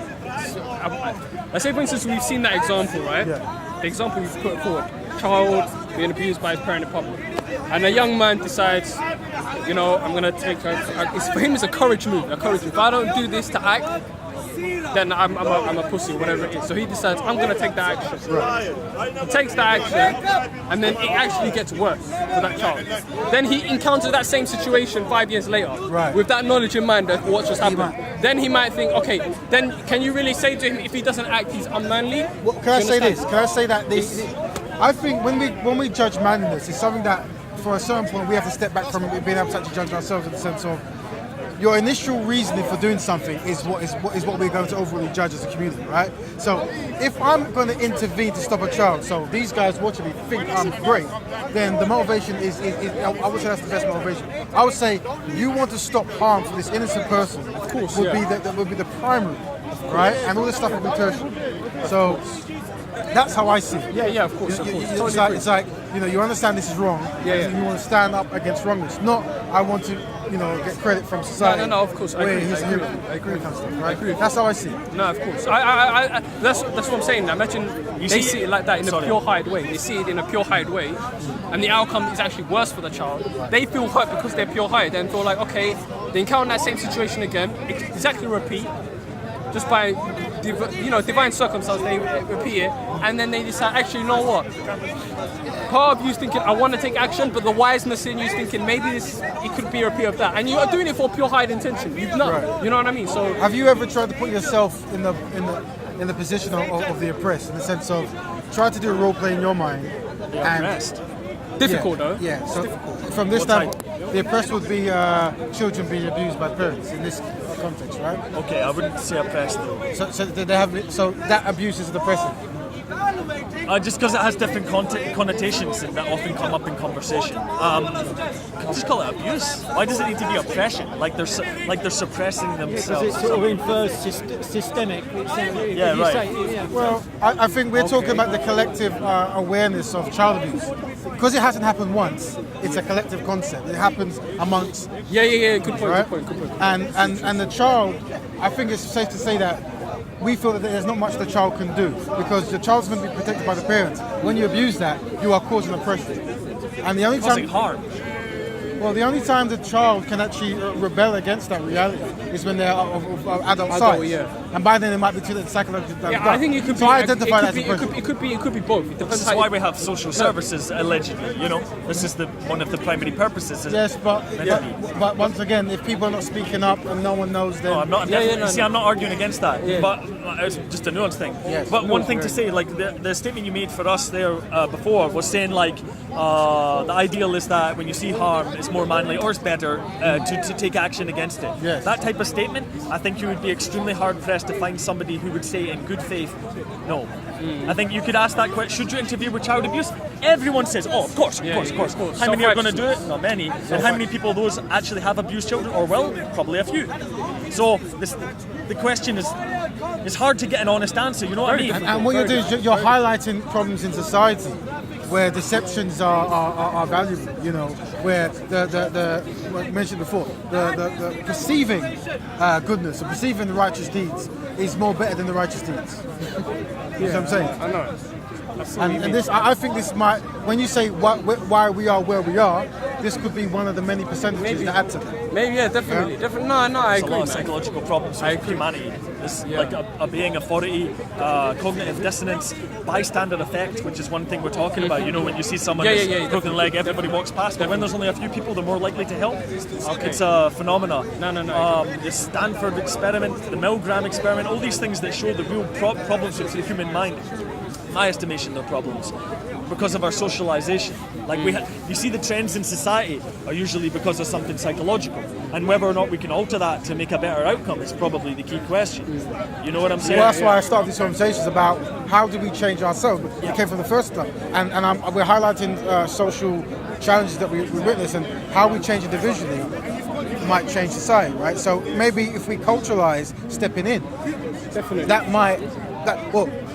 might have some kind of effect. But we have to have that conversation, and we have to question ourselves of why we don't. And that's what I'm trying to do here today. I mean, it's a very good question. I feel like, man, that's the thing. Is it all goes back to what I was saying earlier? Is it because of people who haven't experienced problems from the bottom ground? They haven't been at the bottom, and they've been at the middle or the upper end and been to something. They haven't faced realities. They only face the reality that they see on TV. So why would it be up to them to define the culture of how we should interact with each other? For them, it's like, they don't really connect with these issues, right? And to be clear, I'm saying the privileged people, right? The middle class people.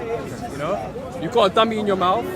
To be very general, mate. To be very general, you've got a dummy in your mouth. Right. You haven't really engaged in the culture. You don't really know. Right. You haven't gone through child abuse. Yeah. You haven't, faced any. Well, you could be rich and go through child abuse. Sorry?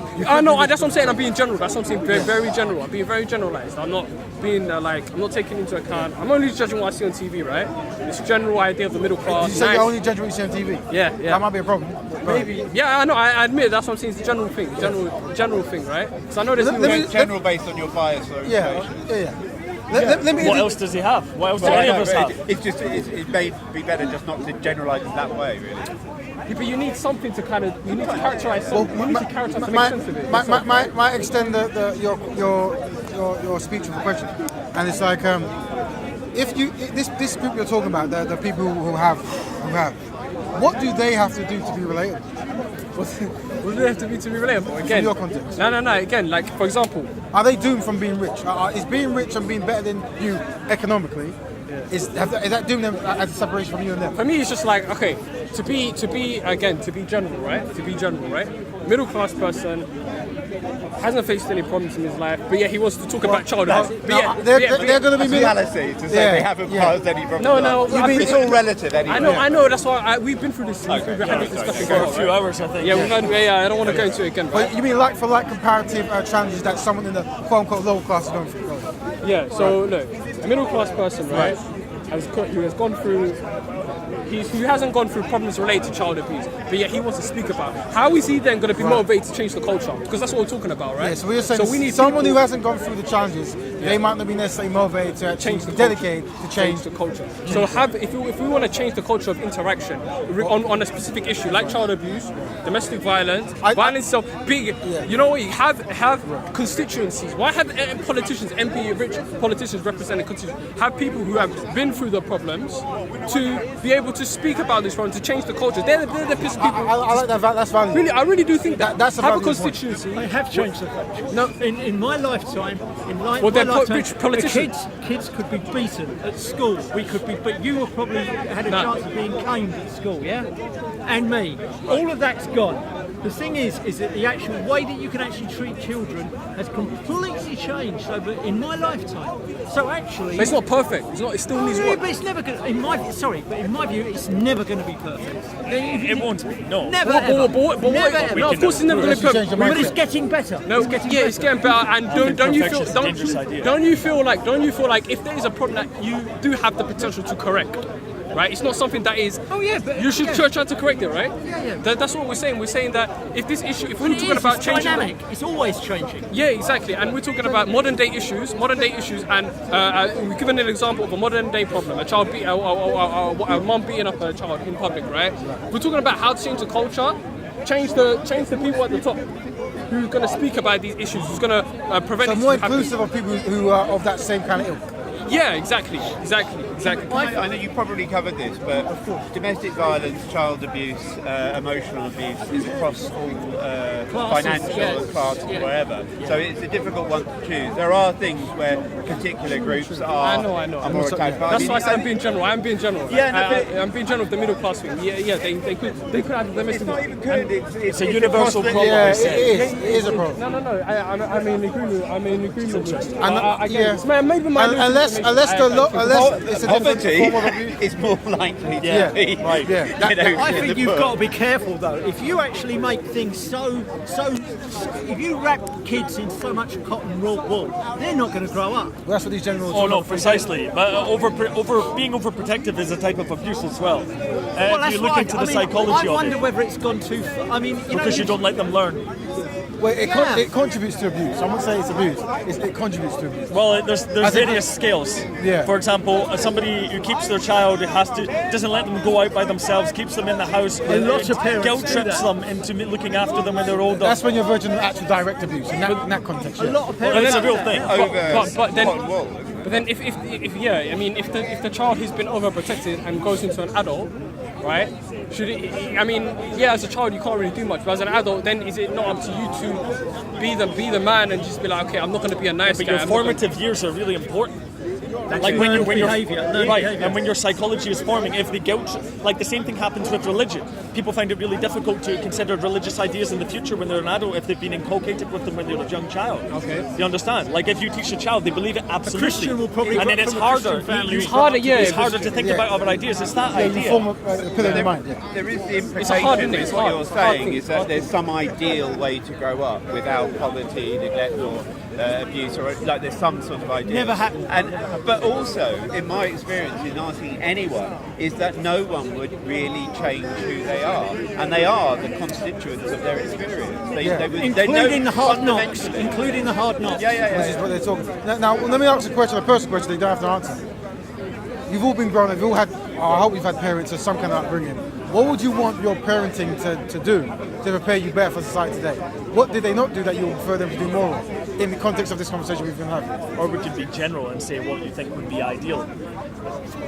I don't know, because there's been already a few personal questions. I don't think it's entirely necessary. You know what I mean? Like, what would we personally want to give our own children? Maybe that. Independence. Yeah, well, Independence. so I see a value in personal testimonies. Sure. And Do you that's wanna why. start? Yeah, I can. I wish that I was asked to do more chores. I wish that there was a system put in place where I could earn for the things I'd done. Show me the value of that. I really wish that was there. That makes sense. Say the first point again. I missed that. So I think I'm wishing that there was like a system put in place where I was asked to do more chores, and, and the things I was given was based upon the chores I did.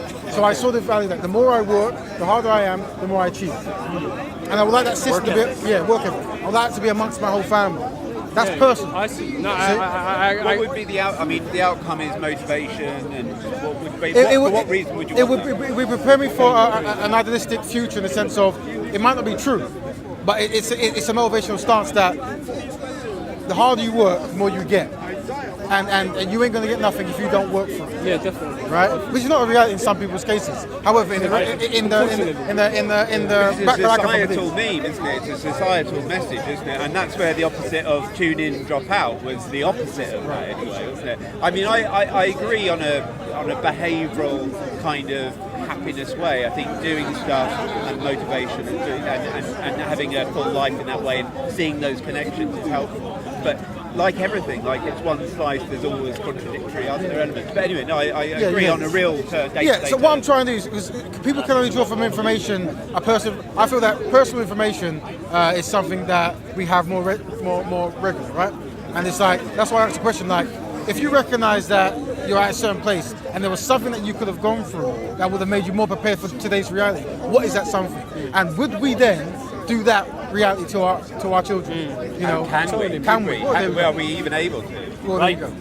I was having this conversation with someone the other day about how to raise children, how to do. I've never really thought about it like properly. What would you do? What would you want to implement? How would you constrain your own bad behaviour, like your own short temper, your own aggressiveness? You know what I mean? Yeah, people go into it idealistically, and then they have their child, and then it's like, oh. Precisely, because I was talking, and this friend of mine was born in Canada, and I don't know the precise things of it, but they have compulsory child education. Like they teach the adults things about child development, how to treat them, more or less. And I think that will help. Of course, I'm not sure to what degree, but you know what I mean. I think that's valuable to give people a non-idealistic representation of children growing up. Because it ain't just what's in your mind. Like, there are going to be problems. How do you do that? Do you think it helps, right, if the parent has been raised in this culture and the child has also been raised in the same culture? It helps them, the parent, to prepare the child better for life. Yeah. I think it does. Yes. I believe that. I believe, for example, me, I'm raised in this culture, right? Born in this culture. So if I have children, I can share them my knowledge without any obstacles like language barrier, or, Well, that comes down to the partner you pick as Sorry? well. That will come down to the partner you pick. So Yeah, when true, you talk true about as well. culture, True, I agree, you're I probably agree. going to pick someone who correlates more with your culture. Yeah, One of the challenges you might face is you have these certain things you want to give to the child. They have different ones, and then there's a clash, isn't it? Yeah. I see. I don't know, but if that's what's going to happen, Well, probably, when you pick a partner, a spouse, or a lover, or a wife and stuff, or whatever, obviously they might have their own ideas on what might be a better parenting. Okay, that's what I'm saying. Okay. So that from your experience. I think in I know reality, children, you've got two different people. They're going to have different ideas. Yeah, that's what I'm saying. I don't know but then if that's there's ideas that people correlate on, right? Everyone is a unique individual, but there's ideas that people correlate on, and then it's those ideas that you interweave that you form, the basis of raising your child. But if you're fundamentally opposite, like one wants to raise a child this way, one wants to raise a child that way, Okay, cool. then you're gonna have conflict. Of course, yeah. So same culture is important. Having the same. Well, I think if you want stability in raising your child, that could be a benefit. Cool. Marrying someone who correlates to your Some culture. sort of compatibility and with some difference. And some. So I think generally what's good for parents is if they can try to synthesise the best of both of them to create an I think one of the challenges that the gentleman brought up earlier, he was saying that sometimes you fundamentally put things in their mind, and when they get older, they start to shift them. So Inception, right? Is it the idea of inception? I'm not sure, but yeah. Okay, cool. And so the next question would be, do you try to raise your child to be open-minded, whatever that means, and let them form their own choices when the time is right? You've got to be pretty clever. You've got to have pretty clever parents. Yeah. And actually you can't, because they're going to be influenced by everything else anyway. So regardless of what you kind of encourage, there's going to be a big percentage of influence. But do you not think that they can, even if despite the influence, say let's say the media for example, do you not feel that they have provided this very good parenting, do you not believe that the child has the capacity then to de-indoctrinate themselves from this influence? They do. Yeah. Do you believe that? Such a big question. I mean, I don't know. But this is all sort of ideal. It's all sort of apple pie, and the thing is that in the real world, everybody here has a different level of intelligence, regardless, and they come from different sort of social backgrounds. If you come from an affluent, educated background, you're probably going to raise kids that have a much bigger vocabulary than somebody from a poorer background, because they tend to read more. They tend, I mean, no disrespect to poorer people for that, right? That's got nothing to do with the good or bad or no. But is that something your parents give you in the school? Because it's just an accident. Could be both of them. An accident. No, it's not the school. It's the parents. Going back to your point, I think you take a more hands-on approach with your, giving direct guidance to your parents. But most of the rich people that I know, they have very little time with their kids. I was going to bring that up. So that's a good point. Maybe it's the educational system or the environment that the child spends more time in. So maybe it's actually out of the hands of the parents. It's more about the institution. It's the choice of the parents to do that, to have a nanny, put somebody in boarding school and all of that kind of thing as well. It's like an abdication of responsibility. But that's my view. Are the majority? Well, if you have children, you don't look after them. Are the majority of middle-class kids like that? Though? I think what you say. Well, there is some people who say if you're too aggressive with your child as a direct parent, they may kind of be aggressive to avoid that, if you like. So they won't be so what's the word? Kind of conforming, if you like. Whereas if it's an independent institution, they may be open to learn from it. So for example, if you're like self-educating your child at home, it might not be optimal because you're also the mother or the dad. Whereas if you put them in a schooling environment, they might be more open to pick that up from you in terms of authority. So maybe it's not the right or the optimal way for a parent directly to teach their kids. I mean, even if you look at the Romans or the Stoics, they all had an external expert tutor. So maybe there is maybe with thinking of this wrong, because maybe it's conflicted for a parent to directly teach the child to be a certain. Well, I would say to be more balanced. Like to be balanced is both. Yeah, you're going to educate your child, and you hopefully have the ability and resources to outsource that. I agree, but I think in certain environments, such as the poorer environments, the institutions where the child spends more of its time, such as the school, it could be more prevalent and helpful, rather than the home environment where there's probably conflict, lack of education, lack of attention, where things could be misplaced. I don't know if that makes sense. Well, whereas in the more wealthy, educated families, they do spend more time with the family, promoting them to self-think more and maybe open up their heads to motivate them to read more. Because you suggest that it's just a function of money, but it's also partly a function of resembling your dad, your father, your mom. If they are highly educated, whatever they are, there's a high tendency to try to emulate exactly your parents. No, but you automatically absorb it. If you're around people that are using big words, you absorb those big words. Well, family is key, right? Yeah. That's primary, but also the education system that they can offer you. Right, cool.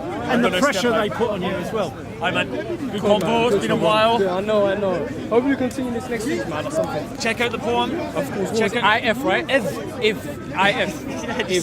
Okay. Fucking IF. Yeah. IF, cool. Yeah, take care. Cool, I'm gonna keep it going as well, man. Good speaking to you guys, man. Really.